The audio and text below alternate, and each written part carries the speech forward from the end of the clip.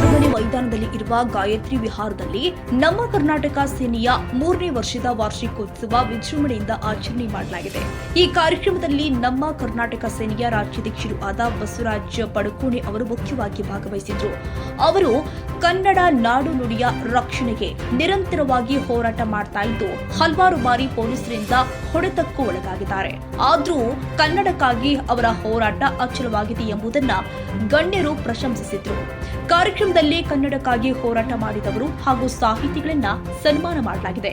ಈ ಸಮಾರಂಭದಲ್ಲಿ ಅರವಿಂದ ನಿಂಬಾಳ್ಕರ್, ಸುರಪುರದ ಶಾಸಕ ರಾಜೀವ್ ಗೌಡ, ಮಾಜಿ ಉಪಮುಖ್ಯಮಂತ್ರಿ ಅಶ್ವಥ್ ನಾರಾಯಣ್, ಕರ್ನಾಟಕ ರಾಜ್ಯದ ವಿವಿಧ ಸಂಘಟನೆಗಳ ರಾಜ್ಯಾಧ್ಯಕ್ಷರು ಮತ್ತು ಪದಾಧಿಕಾರಿಗಳು, ಸಾರಾ ಗೋವಿಂದು, ಡಿಂಗರಿ ನಾಗರಾಜ್, ಅಂಬೇಡ್ಕರ್ ಸೇನೆಯ ರಾಜ್ಯಾಧ್ಯಕ್ಷರು ಆದ ಪಿ ಮೂರ್ತಿ ಸೇರಿದಂತೆ ಹಲವರು ಉಪಸ್ಥಿತರಿದ್ದರು.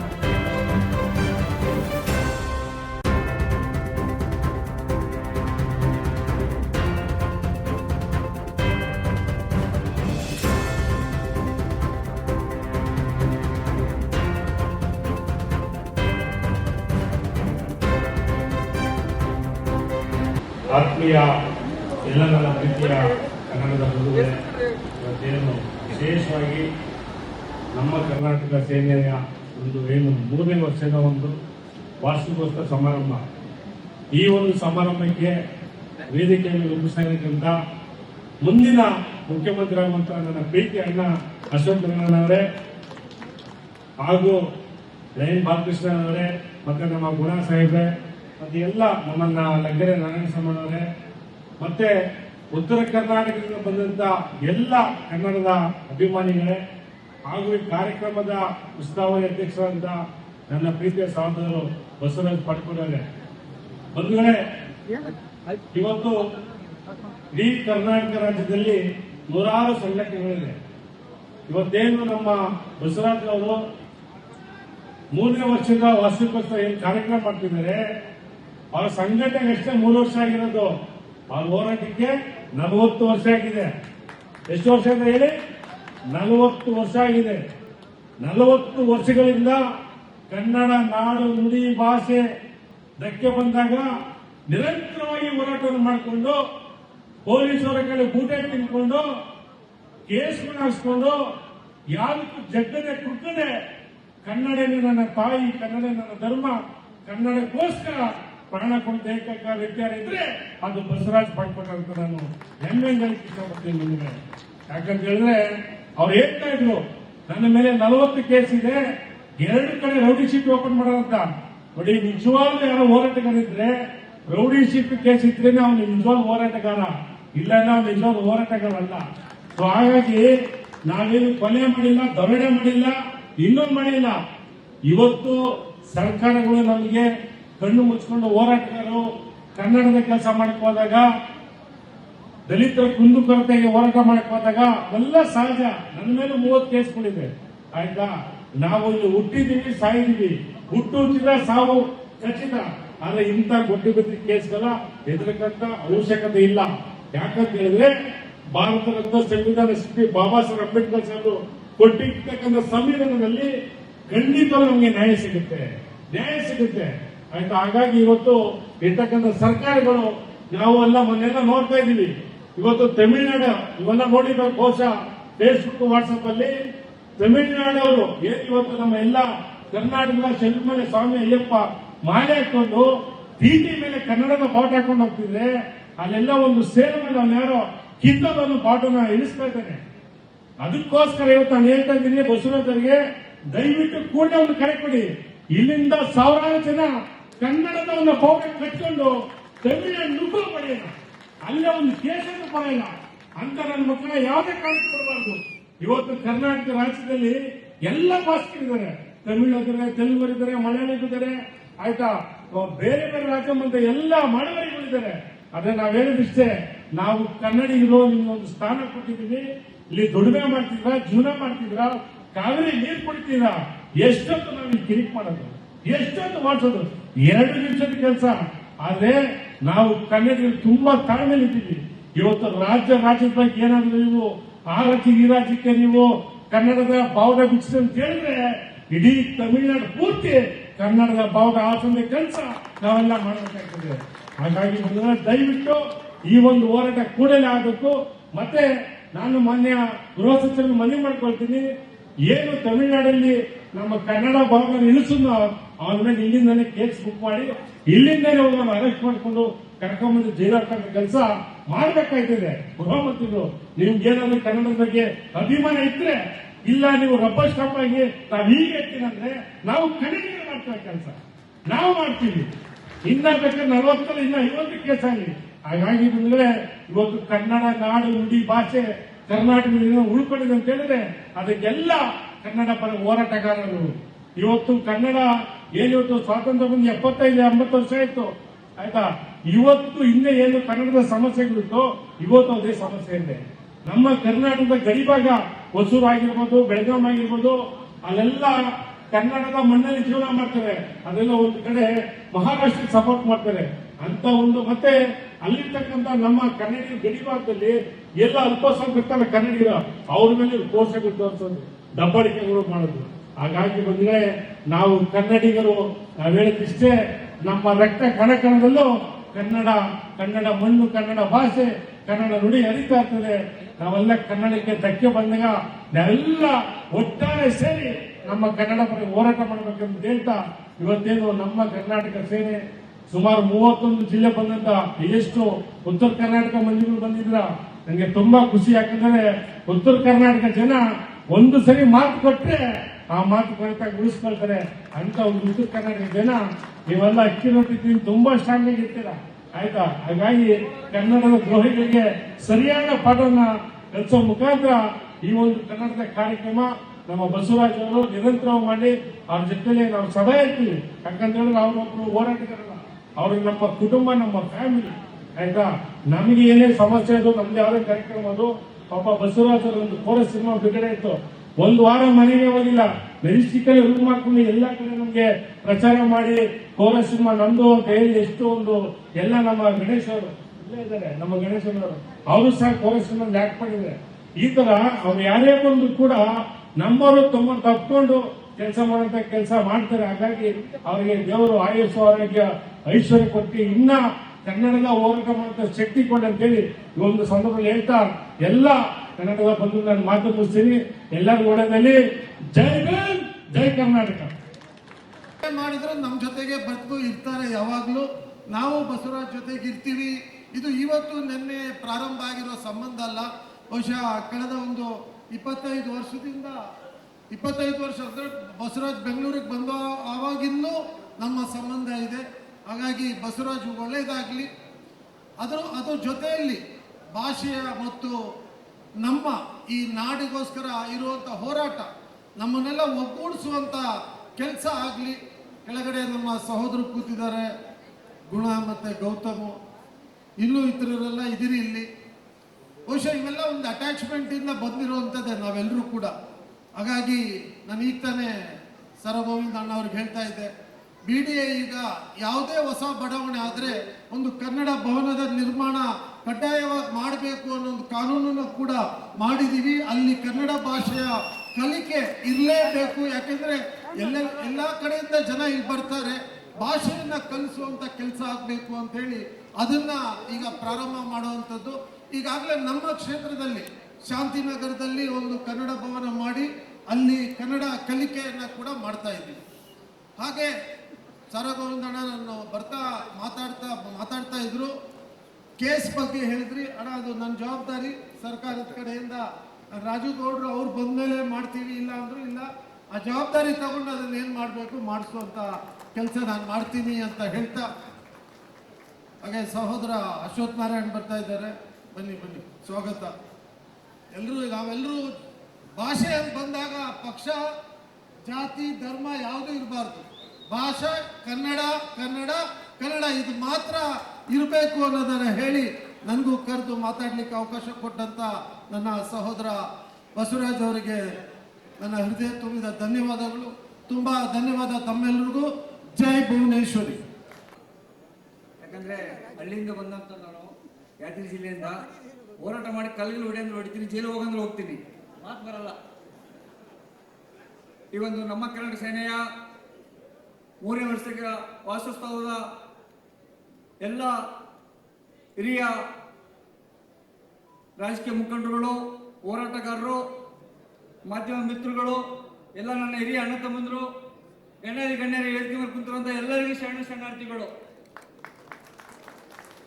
ವೇದಿಕೆ ಮುಂಭಾಗಿರುವಂಥ ನಮ್ಮ ಕನ್ನಡ ಸೇನೆಯ ಎಲ್ಲ ರಾಜ್ಯ ಪದಾಧಿಕಾರಿಗಳೇ, ಜಿಲ್ಲಾ ಅಧ್ಯಕ್ಷರೇ, ತಾಲೂಕು ಅಧ್ಯಕ್ಷರುಗಳೇ, ಮಹಿಳಾ ಅಧ್ಯಕ್ಷರುಗಳೇ, ಮಹಿಳಾ ಪದಾಧಿಕಾರಿಗಳೇ, ತಾಲೂಕು ಅಧ್ಯಕ್ಷರುಗಳೇ, ನಮ್ಮ ಕನ್ನಡ ಸೇನೆ ಎಲ್ಲ ಕುಟುಂಬದ ಸದಸ್ಯಗಳಿಗೆ ಶರಣಾರ್ಥಿಗಳು.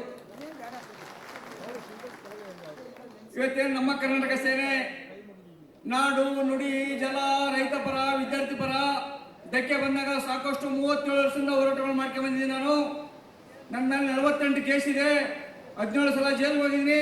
2 ಕಡೆ ರೌಡಿ ಲಿಸ್ಟ್ ಮಾಡಿದ್ದಾರೆ, ಮಾದೇಪುರ ಕ್ಷೇತ್ರದಲ್ಲಿ, ಶಿವಾಜಿನಗರದಲ್ಲಿ. ಯಾಕಂದ್ರೆ ನಮ್ಮ ಹಿರಿಯ ಸಚಿವರಿದ್ದಾರೆ, ಅವ್ರ ಮುಂದೆ ಹೇಳಬೇಕು. ನಾನು ನಾಡಕೋಸ್ಕರ ನುಡಿಗೋಸ್ಕರ ಹೋರಾಟ ಮಾಡಿದ್ದೀನಿ. ನಾನು ಯಾರೇನು ರಾಬರಿ ಮಾಡಿಲ್ಲ, ಅತ್ಯಾಚಾರ ಮಾಡಿಲ್ಲ, ಕೊಲೆ ಮಾಡಿಲ್ಲ. ಹೆಮ್ಮೆ ಹೇಳ್ತೀನಿ, ನಾನೊಬ್ಬ ಕನ್ನಡಿಗ. ನನ್ನ ಮಾತೃಭಾಷೆ ಮರಾಠಿ. ನಾನು ಕನ್ನಡಕ್ಕಾಗಿ ಪ್ರಾಣವನ್ನು ಕೊಡ್ತೀನಿ. ಒಂದಲ್ಲಿ ರಕ್ತ ಕನ್ನಡ ಕನ್ನಡ ಕನ್ನಡ ಅಂತ ಹೇಳ್ತೀನಿ. ನಮ್ಮ ಕನಸು ಈ ನಾಡಿಗೆ ನುಡಿಗೆ ಧಕ್ಕೆ ಬಂದಾಗ ನಮ್ಮ ಕನಸನ್ನು ಕಟ್ಟಿದ್ದೀನಿ. ಮುಂದಿನ ಪೀಳಿಗೆ ನಾಡಿನ ಮಕ್ಕಳು ಉಳಿಬೇಕು, ಕನ್ನಡ ಉಳಿಬೇಕು, ಕನ್ನಡ ಮಕ್ಕಳಿಗೆ ಉದ್ಯೋಗ ಸಿಗಬೇಕು ಅಂತ ಹೇಳಿ ಸಂಘಟನೆ ಕಟ್ಟಿದ್ದೀನಿ. ನಾವೆಲ್ಲರೂ ಕನ್ನಡಕ್ಕಾಗಿ ಕೈ ಎತ್ತೋಣ, ಕೈ ಕಲ್ಪಿಸ ಆಗುತ್ತೆ. ಕನ್ನಡಕ್ಕಾಗಿ ಯಾರು ಧ್ವನಿ ಎತ್ತಲ್ಲ ಅವ್ರಿಗೆ ಕುಷ್ಠರೋಗ ಬರುತ್ತೆ. ಇವತ್ತೇನು ನಮ್ಮ ಕನ್ನಡ ಸೇನೆ ಸಾಕಷ್ಟು 3 ವರ್ಷದಲ್ಲಿ ಆನ್ಲೈನ್ ಬೆಟ್ಟಿಂಗ್ ತಾವೆಲ್ಲ ಕೇಳಿದಿರ. ನಮ್ಮ ನಾಡಿನ ಮಕ್ಕಳು ಡಾಕ್ಟರ್ ಆಗಬೇಕು, ಇಂಜಿನಿಯರ್ ಆಗಬೇಕು, IPS ಆಗಬೇಕು. ಅವ್ರ ತಂದೆ ತಾಯಿ ಸಾಲ ಮಾಡಿ ಎಜುಕೇಶನ್ ಓದಿಸಿದ ಸಂದರ್ಭದಲ್ಲಿ ಆನ್ಲೈನ್ ಬೆಟ್ಟಿಂಗ್ ಆಡಿ ಸಾಕಷ್ಟು ವಿದ್ಯಾರ್ಥಿಗಳು ಲಕ್ಷಾಂತರ ರೂಪಾಯಿ ಕಳ್ಕೊಂಡು ಅವ್ರ ಆಸ್ತಿಯನ್ನು ನಾಶ ಮಾಡಿಕೊಂಡು ಬೆಂಗಳೂರಿಗೆ ಗಾರೆ ಕೆಲಸ ಮಾಡಕ್ಕೆ ಬಂದಿದ್ದಾರೆ. ಇವತ್ತು ಮಕ್ಕಳು ನಮ್ಮ ಕಲ್ಯಾಣ ಕರ್ನಾಟಕ, ಉತ್ತರ ಕನ್ನಡದಲ್ಲಿ ಆನ್ಲೈನ್ ಬೆಟ್ಟಿಂಗ್ ಸಾಕಷ್ಟು ಜನ ನಿರ್ಣಯಕೊಂಡು ಸಾಯ್ತಾ ಇದ್ದಾರೆ.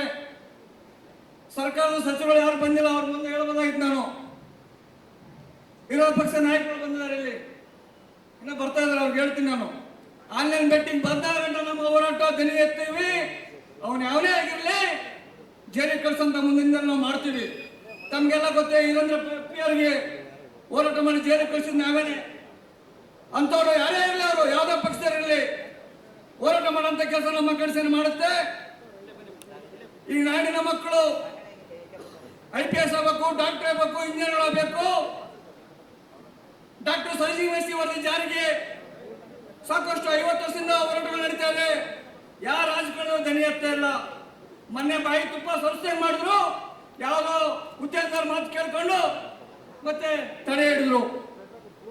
ನಮ್ಮ ನಾಡಿನ ಮಕ್ಕಳು ಗಾರೆ ಕೆಲಸ ಮಾಡ್ಕೊಂಡಿರ್ಬೇಕಾ? IT ಬಿಡೋದು ಕೆಲಸ ಮಾಡಬಾರ್ದ?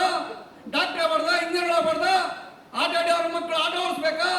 ಗಾರೆ ಕೆಲಸ ಮಾಡೋ ಮಕ್ಕಳು ಗಾರೆ ಕೆಲಸ ಮಾಡಬೇಕಾ? ಈ ನಾಡಿನ ಮಕ್ಕಳು ಬಡವರ ಹೋರಾಟ ಮಾಡಬೇಕಾ? ಯಾವ ರಾಜಕಾರಣದ ಮಕ್ಕಳು ಇವತ್ತು ಹೋರಾಟ ಮಾಡಿ ಜೈಲು ಹೋಗಿಲ್ಲ? ಸಾಕಷ್ಟು ನಮಗೆಲ್ಲ ಗೊತ್ತಿದೆ, ಹೇಳೋದು ಬೇಡ ನಾನು. ಇವತ್ತು ನಮ್ಮ ಕನ್ನಡ ಸೇನೆ ಇವತ್ತು ಈ ನಾಡಿನ ಮಕ್ಕಳಿಗೆ ಉದ್ಯೋಗ ಸಿಗಂತ ನಿರಂತರ ಹೋರಾಟ ಮಾಡ್ತೀವಿ. ಶಾಸ್ತ್ರೀಯ ಸ್ಥಾನಮಾನ ಸಿಕ್ಕಿದೆ, ಆದರೂ ಲೆಕ್ಕಿಗಿಲ್ಲ. 371 ಕಲಂ ಜೆ ಸಿಕ್ಕಿದೆ, ಲೆಕ್ಕಕ್ಕಿಲ್ಲ. ಸಾಕಷ್ಟು ಉತ್ತರ ಕರ್ನಾಟಕ, ಕಲ್ಯಾಣ ಕರ್ನಾಟಕ ಜನ, ನಮ್ಮ ಭಾಗದ ಜನ ಬೆಂಗಳೂರು ಬರ್ತಾರೆ, ಗಾರೆ ಕೆಲಸ ಮಾಡಿ 5ನೇ ಅಂತಸ್ತು 10ನೇ ಅಂತಸ್ತು ಬಿಲ್ಡಿಂಗ್ ಕಟ್ಟಿ ಫುಟ್ಪಾತ್ ಅಲ್ಲಿ ಇದ್ದಾರೆ. ಇವತ್ತು ಮನೆಗಳು ಸಿಕ್ಕಿಲ್ಲ. ಯಾವುದೋ ಕೇರಳದಿಂದ ಬಂದವರಿಗೆ, ಅಫ್ಘಾನಿಸ್ತಾನ ಬಂದವರಿಗೆ, ಆಂಧ್ರದ ಬಂದವರಿಗೆ, ಏನು ತಮಿಳುನಾಡು ಬಂದವರಿಗೆ ಮನೆಗಳು ಕೊಡ್ತಾ ಇದ್ದಾರೆ. ನಮ್ಮ ಕಲ್ಯಾಣ ಕರ್ನಾಟಕ ಮಕ್ಕಳು ಇವತ್ತಿಗೆ ಮನೆಗಳು ಕೊಡ್ತಾ ಇಲ್ಲ. ರಾಜೀವ್ ಗಾಂಧಿ ಇಲಾಖೆ ಮೊನ್ನೆ ನೋಡಿದ್ರ, ಕೋಗಿಲದಲ್ಲಿ ಮನೆಗಳು ಹೊಡೆದಾಕಿ ಯಾವುದೋ ಕೇರಳದವರು ಸಚಿವರಾದ ಮುಂದೆ ಕೇರಳದವ್ರು ಮನೆಗೆ ಕೊಡ್ತಾ ಇದ್ರು. ಯಾರು ಧ್ವನಿ ಎತ್ತಿಲ್ಲ. ನಾನು ಹೋಗ್ಬಿಟ್ಟು ರಾಜಭವನ್ ಹೋಗ್ಬಿಟ್ಟು ಮನೆ ಹೋಗಿ ಕೊಟ್ಟು ಬಂದೆ, ಕನ್ನಡ ಮಕ್ಕಳಿಗೆ ಮನೆಗಳು ಕೊಡ್ಬೇಕಂತೇಳಿ. ನೀವೆಲ್ಲ ಜಾಗೃತರಾಗಬೇಕು. ಈ ನಾಡಿನ ಮಕ್ಕಳು ಉದ್ಯೋಗ ಸಿಗಬೇಕು ಅಂತ ಹೋರಾಟ ನೀವೆಲ್ಲರೂ ಹೋರಾಟ ಮಾಡಬೇಕು. ಮತ್ತೆ ನಮ್ಮ ರಾಜ್ಯದಲ್ಲಿ ಈ ಗಾಂಜಾ ಡ್ರಗ್ಸು ನಮ್ಮ ಮಕ್ಕಳು ಕುಡಿದು ಹಾಳಾಗ್ತಾರೆ. ಮುಂದಿನ ಹೋರಾಟ ದೊಡ್ಡ ಮಟ್ಟದ ಹೋರಾಟ ಮಾಡ್ತೀವಿ ನಾವು. ಕಮಿಷನರ್ ಆಫೀಸ್ಗೆ ಮುತ್ತಿ ಹಾಕಂತ ಕೆಲಸ ಮಾಡ್ತೀವಿ. ಎಷ್ಟು ಜನ ಜನ ತುಂಬಲಿ. ಯಾಕಂದ್ರೆ ನಮ್ಗೆ ನೋವಾಗುತ್ತೆ. ಈ ನಾಡು ಮಕ್ಕಳು ಪಬ್ಲಿಕ್ ಅಲ್ಲೇ ಗಾಂಜಾ ಮಾಡ್ತಾರೆ, ಡ್ರಗ್ಸ್ ಮಾಡ್ತಾರೆ, ಮದ್ಯ ಮಾರಾಟ ಹಳ್ಳಿಯಲ್ಲಿ ಮದ್ಯ ಮಾರಾಟ ಮಾಡ್ತಾರೆ. ಇವೆಲ್ಲ ರಾಜಕಾರಣದವ್ರು ಕೈ ಎತ್ಕೋಬೇಕು. ಕೈ ಎತ್ಕೊಂಡು ನಾವು ಕೈ ಎತ್ಕೊಂಡು ಹೋರಾಟ ಮಾಡಿ ಜೈಲಿಗೆ ಹೋಗುವಂತ ಕೆಲಸ ಮಾಡ್ತೀವಿ. ನೀವೆಲ್ಲರೂ ಬಂದಿದ್ದೀರಾ, ದಯವಿಟ್ಟು ಎಲ್ಲ ಕುಂದು ದೊಡ್ಡವರಿನ ಗಣ್ಯ ಹೊತ್ಕೊಂಡು ಬರ್ತಾರೆ. ಎಲ್ಲಿ ಆಚೆ ಹೋಗ್ಬೇಡಿ. ಊಟ ಸಿದ್ಧತೆ ಇರುತ್ತೆ, 3 ಗಂಟೆ 2:30 ಊಟ ಇರುತ್ತೆ. ದಯವಿಟ್ಟು ನೀವೆಲ್ಲ ಶಾಂತಿಯಿಂದ ಕುಂತು ಈ ಸಂಘಟನೆಯನ್ನು ಬೆಳೆಸೋಣ, ಕನ್ನಡವನ್ನು ಕೊಟ್ಟೋಣ, ಕನ್ನಡವನ್ನು ಬೆಳೆಸೋಣ. ಎಲ್ಲೇ ಇರೋ ಹೇಗೆ ಇರೋ ಎಂದೆಂದಿಗೆ ನಾವೆಲ್ಲ ಕನ್ನಡ ಇರೋಣ ಅಂತ ಹೇಳ್ತಾ ಮಾತಾಡೋ ಮಾಡ್ಕೊಂಡು ಒಂದು ಮಾತು. ಜಯ ಹಿಂದ್, ಜಯ ಕರ್ನಾಟಕ. ಈ ಒಂದು 3ನೇ ವಾರ್ಷಿಕೋತ್ಸವದ ಸಮಾರಂಭದ ವೇದಿಕೆ ಮೇಲಿರುವ ಈ ನಾಡಿನ ಹಿರಿಯ ಪತ್ರಕರ್ತರು, ನನ್ನ ಆತ್ಮೀಯ ಮಿತ್ರರಾದಂಥ ರವಿ ಹೆಗಡೆಯವರೇ, ಶಾಸಕ ಮಿತ್ರರು, ಬಹುಶಃ ಅವರು ಶಾಸಕರು ಅನ್ನೋದಕ್ಕೆ ಹೆಚ್ಚಾಗಿ ಅವರ ಒಳ್ಳೆಯ ಒಂದು ತನ ಇದೆಯಲ್ಲ, ಒಂದು ಗೆಳೆತನ, ಅದು ದೊಡ್ಡ ಗೌರವವನ್ನು ಅವ್ರಿಗೆ ನಾವು ಕೊಡಬೇಕಾಗುತ್ತೆ ಅಂತ ಶಾಸಕ ಮಿತ್ರರೇ. ಉದ್ಯಮಿಗಳು, ನಾನು ಅವ್ರ ಕಚೇರಿಗೆ ಹೋದಾಗ ನಾನು ಯಾವ ಫೋಟೋನೂ ನೋಡಲಿಲ್ಲ. ಅವರು ಬಹಳ ಗೌರವಿಸುವಂಥ ಅವರ ತಾಯಿಯವರ ಒಂದು ಫೋಟೋನ ಆ ಕಚೇರಿಯಲ್ಲಿ ಹಾಕ್ಕೊಂಡು ನನಗೆ ಎಷ್ಟು ಖುಷಿ ಆಯಿತು ಅಂತ ಹೇಳಿದ್ರೆ, ಈಗಿನ ಉದ್ಯಮಿಗಳು ಏನೇನೋ ಮಾಡಿಕೊಡ್ತಾರೆ, ಆದರೆ ಅಂಥ ಒಬ್ಬ ಉದ್ಯಮಿ ಇವತ್ತು ಆ ತಾಯಿ ಗೌರವವನ್ನು ಕೊಟ್ಟಂಥವ್ರು ಈ ವೇದಿಕೆ ಬಂದಿದ್ದಾರೆ. ಹಾಗೆ ಚಿತ್ರರಂಗದಲ್ಲಿ ಅನೇಕ ಚಿತ್ರಗಳನ್ನು ನಿರ್ದೇಶನ ಮಾಡಿದಂಥ ತರುಣ್ ಅವರು ಇವತ್ತು ನಮ್ಮ ಜೊತೆ ಇದ್ದಾರೆ. ನಮ್ಮ ಜೊತೆ ಸನ್ಮಾನಿತರಾದಂಥ ಅನೇಕ ಜನ ಡಿಗ್ರಿ ನಾಗರಾಜರು ಸೇರಿ ಅನೇಕ ಜನ ವೇದಿಕೆ ಮೇಲಿದ್ದಾರೆ. ಮತ್ತು ಮಾಜಿ ಚಲನಚಿತ್ರ ವಾಣಿಜ್ಯ ಮಂಡಳಿಯ ಅಧ್ಯಕ್ಷರು, ನಿರ್ಮಾಪಕರು ಹಾಗೂ ಮಲ್ಲೇಶ್ವರಂ ಕೋಆಪರೇಟಿವ್ ಬ್ಯಾಂಕ್ನ ಅಧ್ಯಕ್ಷರು ಸುರೇಶ್ ಅವರು ನಮ್ಮ ಜೊತೆ ಇದ್ದಾರೆ. ಮತ್ತು ಚಲನಚಿತ್ರ ವಾಣಿಜ್ಯ ಮಂಡಳಿಯ ಕಾರ್ಯದರ್ಶಿ ನಮ್ಮ ಜೊತೆ ಇದ್ದಾರೆ. ಆಗಮಿಸಿದ ಎಲ್ಲ ಬಂಧುಗಳಿಗೂ ಕೂಡ ಈ 3ನೇ ವಾರ್ಷಿಕೋತ್ಸವದ ಶುಭಾಶಯಗಳನ್ನು ಹೇಳ್ತಾ, ರವಿ ಹೆಗಡೆ ಅವರು ನಾನು ಕೂತ್ಕೊಂಡು ಮಾತನಾಡ್ತಾ ಇದ್ದೆ. ಇವರು ರಾಜ್ಕುಮಾರ್ ಅಭಿಮಾನಿಗಳ ಸಂಘಕ್ಕೆ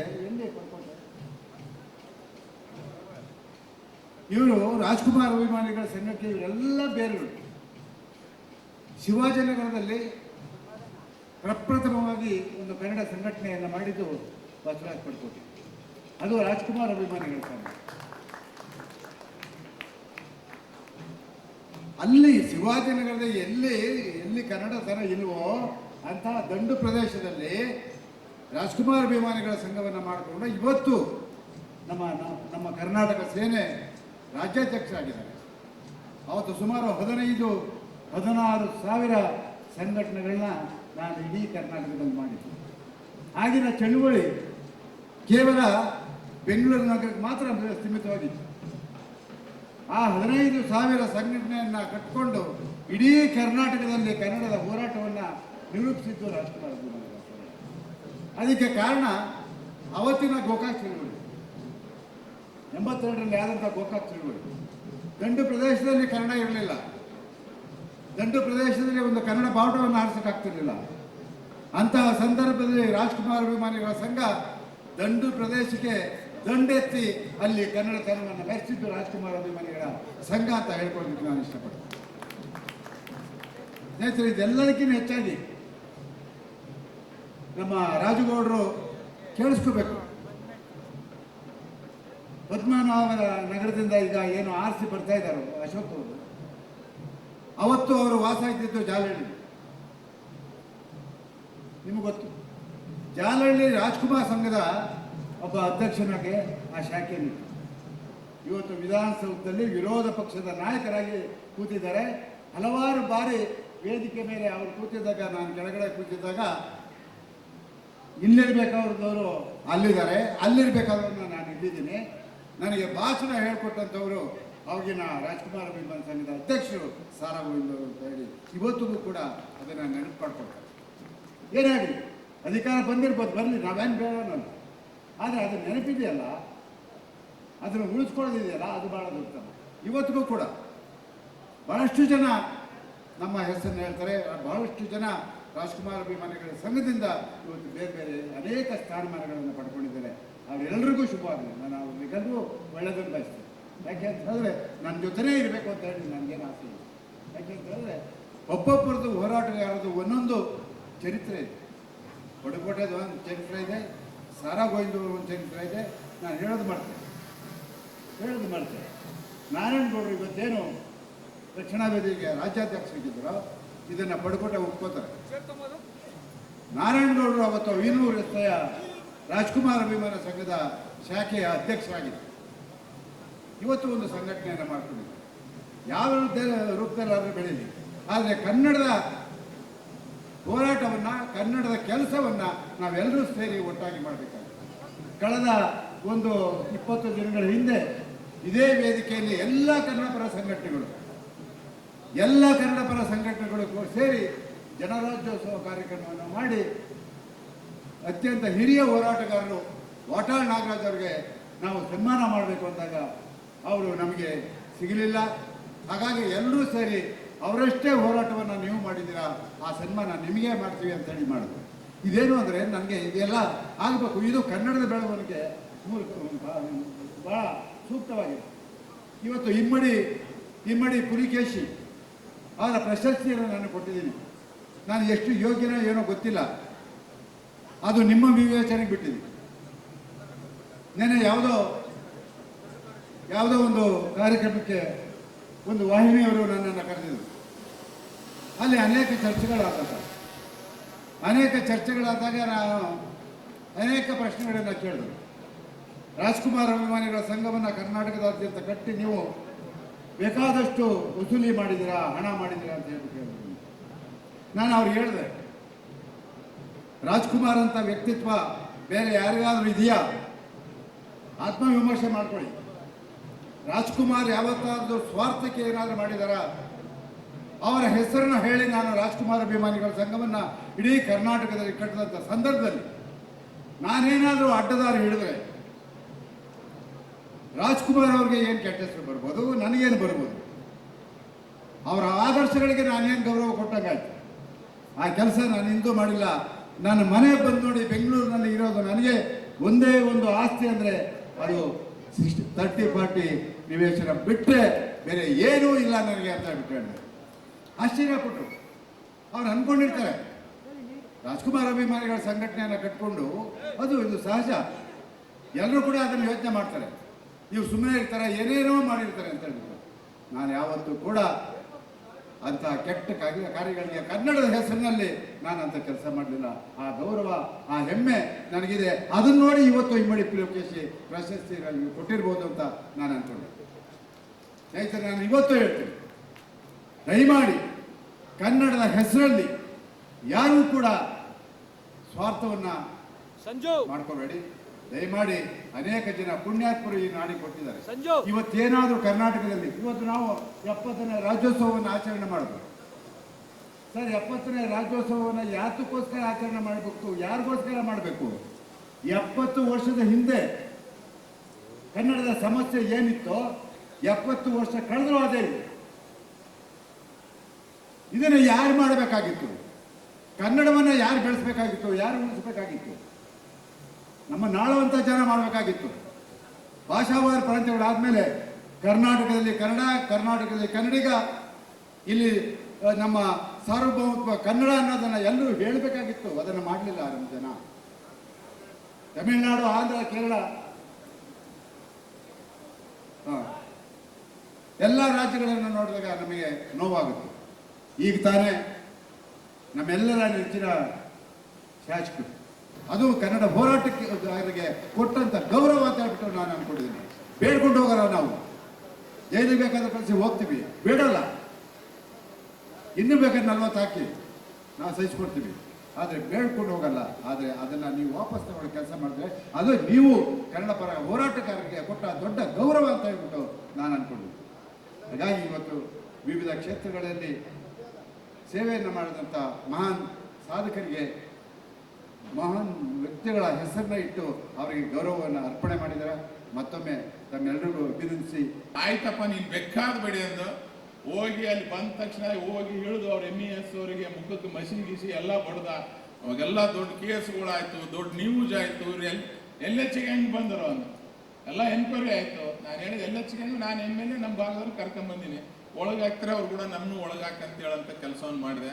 ಯಾಕಪ್ಪ ಅಂದ್ರೆ ಅಷ್ಟೊಂದು ಕನ್ನಡ ಬಗ್ಗೆ ಹೋರಾಟ ಮಾಡೋಂಥ ಕೆಲಸವನ್ನು ಮಾಡ್ತಾನೆ ಅವನು ಕೂಡ. ನಾವೆಲ್ಲ ನಮ್ಮ ದೇಶಾಗಿ ತಮ್ಮ ಎಲ್ಲರೂ ನಿಂತು ಭಾಳ ಅದ್ಭುತವಾಗಿ ಎಲ್ಲರೂ ಭಾಳ ಒಳ್ಳೆ ರೀತಿಯಿಂದ ನಮ್ಮ ತಮ್ಮದವರೆಲ್ಲ ಕೆಲಸ ಮಾಡ್ತಾರೆ. ರವಿ ಸರ್ ಮಾತಾಡೋ ಸಂದರ್ಭದಲ್ಲಿ ಹೇಳಕತ್ತಿದ್ರು, ಮತ್ತು ಸರ್ ನಮ್ಮ ಅರವಿಂದ್ ಅಣ್ಣವರು ಮಾತಾಡಿದಾಗ ಹೇಳಿದ್ರು, ನಾವು ಮಾತಾಡಿದಾಗ ಹೇಳ್ತೀವಿ ಸರ್, ಕನ್ನಡಿಗರ ಮೇಲೆ, ಕನ್ನಡ ವೇದಿಕೆಯವ್ರ ಮೇಲೆ, ಕನ್ನಡ ಹೋರಾಟದ ಮೇಲೆ ಸಾಕಷ್ಟು ಕೇಸ್ಗಳನ್ನ ಹಾಕ್ತಾರೆ. ಆದರೆ ನಮಗೇನಪ್ಪ ಅಂದ್ರೆ ಇವ್ರ ಮೇಲೆ ಯಾವಾಗ ಪ್ರೀತಿ ಬರ್ತದೆ ಸರ್, ವಿರೋಧ ಪಕ್ಷ ಇದ್ದಾಗ ಅಷ್ಟೇ ಪ್ರೀತಿ ಬರ್ತದೆ. ನಾವು ಯಾರು ರಾಜಕಾರಣಿಗಳು ಇದ್ದೀವಿ, ನಮ್ಗೆ ವಿರೋಧ ಪಕ್ಷ ಇದ್ದಾಗ ಅಷ್ಟೇ ಪ್ರೀತಿ ಬರ್ತದೆ. ವಿರೋಧ ಪಕ್ಷ ಇದ್ದಾಗ ನಾವೆಲ್ಲರೂ ಭಾಳ ಚಂದ ಭಾಷಣ ಹೊಡಿತೀವಿ. ನಿಮ್ಮ ಮೇಲೆ ಏನು ಕೇಸ್ ಅದ, ನೆಕ್ಸ್ಟ್ ಸರ್ಕಾರ ಬರೋಣ ತೆಗೆದು ಹಾಕಿಬಿಡ್ತೀವಿ ಅಂತೀವಿ. ಅಧಿಕಾರಕ್ಕೆ ಬರೋಣ ಮರೆತು ಬಿಡ್ತೀವಿ. ಆ ಕೆಲಸ ಆಗಬಾರ್ದು. ಯಾಕೆ ಈ ಕನ್ನಡ ಹೋರಾಟಗಾರರು ಕೇಸ್ ಏನು ಸ್ವಂತಗೋಸ್ಕರ ಹಾಕೊಂಡಿದಾರ? ಇಲ್ಲ ಮಂಡನ ಕುಂತ ಆತನ ಮೇಲೆ ಒಂದು 50 ಕೇಸ್ ಇರ್ಬೋದು. ಏನು ನೀವು ಸ್ವಂತಕ್ಕೆ ಹಾಕ್ಸಿದ್ರ? ಇಲ್ಲ, ಕನ್ನಡ ರಕ್ಷಣೆ ಮಾಡಬೇಕು, ಕನ್ನಡ ಪರ ಹೋರಾಟ ಮಾಡ್ಬೇಕಂತ ಮಾಡಿರಿ. ನಮಗೆ ಎಂತ ನಾವು ಹೇಳೋದಿಷ್ಟೇ ಏನಪ್ಪ ಅಂದ್ರೆ ನಾವೆಲ್ಲ ರಾಜಕಾರಣಿಗಳು ಯಾವ ಥರ ಆಗ್ಬೋದು, ಎಂತೆಂಥವೋ ಕೇಸ್ಗಳನ್ನ ವಿಡ್ರಾ ಮಾಡ್ತೀವಿ. ಮುಂದೆ ಇಂಥ ಈಗಿನ ಸರ್ಕಾರ ನ್ಯಾರಿಸೇನ ನಿಮ್ಮನ್ನು ಕಾಲ ಅವಕಾಶ ಆದ 2 ವರ್ಷ ನೋಡ್ರಿ, ಹೆಂಗಾರ ಮಾಡಿ ಎಲ್ಲರೂ ಕೇಸ್ ತೆಗಿಯಂತ ಕೆಲಸವನ್ನು ಮಾಡ್ರಿ. ಇಲ್ಲಾಂದ್ರೆ ಮುಂದಿನ ಸಲ ನಮ್ಮ ಅಜೆಂಡಾನಾಗ ಇಡ್ತೀವಿ. ಕನ್ನಡ ಪರ ಹೋರಾಟಗಾರ ಎಲ್ಲ ಕೇಸ್ ತೆಗಿಬೇಕು. ತೆಗಿಲಿಲ್ಲಪ್ಪ ಅಂತಂದ್ರೆ ನಮಗೂ ಒಂದು 3 ಇಲ್ಲ 6 ತಿಂಗಳ ಕಾಲಾವಕಾಶ ಕೊಡಕ್ಕಂತ್ರಿ. ತೆಗಿಲಿಲ್ಲ ಅಂತಂದ್ರೆ ಹೆಂಗೆ MES ಅವ್ರ ಮುಖ ಬಸಿ ಮಾಡಿದ್ರೆ ನಮ್ಮನ್ನು ಬಡಿಯಕಂತ್ರಿ. ಅಲ್ಲಿವರೆಗೆ ನಾವು ರಾಜಕಾರಣಿಗಳೇ ನಾವು ಶುದ್ಧ ಆಗೋರು ಅಲ್ಲ. ಯಾಕಂತಂದ್ರೆ ಯಾರು ಕನ್ನಡ ಪರ ಹೋರಾಟ ಮಾಡೋರು? ನಮ್ಮವ್ರಿಗೆ ತೊಂದರೆದಾಗ ನಾವು ನಿಂದ್ರಾದ್ರೆ ನಾವು ಬರೀ ಅವ್ರ ಮೇಲೆ ಅಧಿಕಾರ ಮಾಡ್ಕೊಂಡು ಹೋದ್ರೆ ಯಾವ ಥರ ಆಗ್ತದೆ? ಆ ಥರ ಆಗ್ಬಾರ್ದು. ಬೇರೆ ನೋಡ್ರಿ, ನಾನು ಒಂದು ನೋಡಿ ಬೇರೆ ಭಾಷೆ ನೋಡ್ರಿ, ಅವ್ರು ಎಷ್ಟು ಅವ್ರಿಗೆ ರೆಸ್ಪೆಕ್ಟ್ ಕೊಡ್ತಾರ. ಆಂಧ್ರಕ್ಕೆ ಹೋದ್ರೆ ತೆಲುಗುದವ್ರಿಗೆ ಅಷ್ಟು ರೆಸ್ಪೆಕ್ಟ್ ಕೊಡ್ತಾರ, ತಮಿಳ್ನಾಡಿಗೆ ಹೋದ್ರೆ ತಮಿಳು ಮಾತಾಡೋರಿಗೆ ಅಷ್ಟು ರೆಸ್ಪೆಕ್ಟ್ ಕೊಡ್ತಾರ. ನಮ್ದೇನಾಗಿಬಿಟ್ಟಿದೆಪ್ಪ ಅಂತಂದ್ರೆ ನಮ್ಮ ಎದುರಿನವ್ರು ಯಾವ ಥರ ಮಾತಾಡ್ದ ಆ ಥರ ಮಾತಾಡೋಂಗೆ ನಮ್ದಾಗಿ ಅದನ್ನ ನಾವು ತೆಗಿಬೇಕಾಗ್ತದೆ. ನಮಗೊಂದು ಅಳಕಾದ, ಅವ್ರು ಇಂಗ್ಲೀಷ್ನಾಗ ಮಾತಾಡಿದ್ರು, ಹಿಂದಿಯಾಗ ಮಾತಾಡಿದ್ರು, ನಾವು ಕನ್ನಡ ಮಾತಾಡಿದ್ರೆ ನಾವೇನು ಕಡಿಮೆ ಅಂತ ಹೇಳ್ತೀವಿ. ಏನು ಚಿಂತೆ ಮಾಡಬೇಡ್ರಿ. ನಮ್ಮವ್ವ ನಮ್ಗೆ ಹೆತ್ತ ತಾಯಿ, ಬಡವಳಿದ್ರು ನಮಗೆ ತಾಯಿನೇ, ಶ್ರೀಮಂತಿದ್ರು ತಾಯಿನೇ. ಏನು ತಾಯಿಗೆ ಅಂತಸ್ತು ಆಸ್ತಿ ನೋಡಿ ಗೌರವ ಕೊಡ್ತೀವಿ? ಇಲ್ಲ. ಹೆತ್ತಳ ತಾಯಿ, ಅವಳು ಹೊಟ್ಟಿಂದ ಹುಟ್ಟಿದ್ವಿ, ಅವಳು ಎದೆ ಹಾಲು ಕುಡಿದ್ವಿ ಅಂತ ಗೌರವ ಕೊಡ್ತಾ, ಆ ಗೌರವನ ನಮ್ಮ ಕನ್ನಡ ಮಾತೆಗೂ ಅದೇ ಥರ ಕೊಡೋಂಥ ಕೆಲಸ ನಾವು ಮಾಡಬೇಕು. ಬೇರೆ ಭಾಷೆಯಲ್ಲಿ ಯಾವುದೇ ಮಾತಾಡಿ ನಾವು ನಮ್ಮ ಕನ್ನಡದಾಗ ಮಾತಾಡಿ ಅದು ಕರ್ನಾಟಕದಲ್ಲಿ ನೀನು ಬೇಕಾದ್ರೆ ತಿಳ್ಕಪ್ಪ, ಬೇಡ ಅಂದ್ರೆ ಹೋಗನ್ಬೇಕು. ಆ ಕೆಲಸವನ್ನು ಮಾಡಿದ ಮಾತ್ರ ನಮ್ಗೆ ಒಳ್ಳೇದಾಗಂಥ ಕೆಲಸ ಆಗ್ತದೆ. ದಯವಿಟ್ಟು ಕನ್ನಡ ಪರ ಭಾಳಷ್ಟು ಹೋರಾಟ ಮಾಡ್ತಿದ್ರಿ. ಇವತ್ತು ಅಣ್ಣ ಸಾರಗೋವಿಂದಣ್ಣ, ನೀ ಆವಾಗ ನಾವಿನ್ನೂ ಹುಟ್ಟಿದ್ದಿಲ್ಲ, ಅವಾಗಿಂದ ನೀವು ಸಂಘಟನೆ ಮಾಡ್ಕೊಂತ ಬಂದಿರಿ. ಇವತ್ತು ಅಣ್ಣವ್ರ ಬಗ್ಗೆ ಯಾಕೆ ಬೆಂಗಳೂರಾಗ ಯಾರು ಚಕಾರ ಶಬ್ದ ಎತ್ತಂಗಿಲ್ಲ ಅಂದ್ರೆ ನಿಮ್ಮ ಹಂಚಿಕೆಗೆ. ಯಾಕಂದ್ರೆ ನಿಮ್ಮ ಸಂಘಟನೆ ಅಷ್ಟು ಸ್ಟ್ರಾಂಗ್ ಇತ್ತು, ನಿಮ್ಮ ಸಂಘಟನೆ ಅಷ್ಟು ಪವರ್ಫುಲ್ ಆಗಿತ್ತು. ಅಣ್ಣವ್ರ ಬಗ್ಗೆ ಬೆಂಗಳೂರಾಗ ಯಾರಾದರೂ ಮಾತಾಡ್ಬೇಕಾದ್ರೂ ಯೋಚನೆ ಮಾಡೋಂಥದ್ದು ಯಾಕೆತ್ತ ನೀವೆಲ್ಲರೂ ಅಷ್ಟು ಸ್ಟ್ರಾಂಗ್ ಇದ್ರಿ ಅವತ್ತು, ಆ ಥರ ಅವತ್ತು ಮರ ನೆಟ್ಟಿರಿ ಅಂತೇಳಿ ಇವತ್ತು ಹೆಮ್ಮರವಾಗಿ ಬೆಳೆದಿದೆ.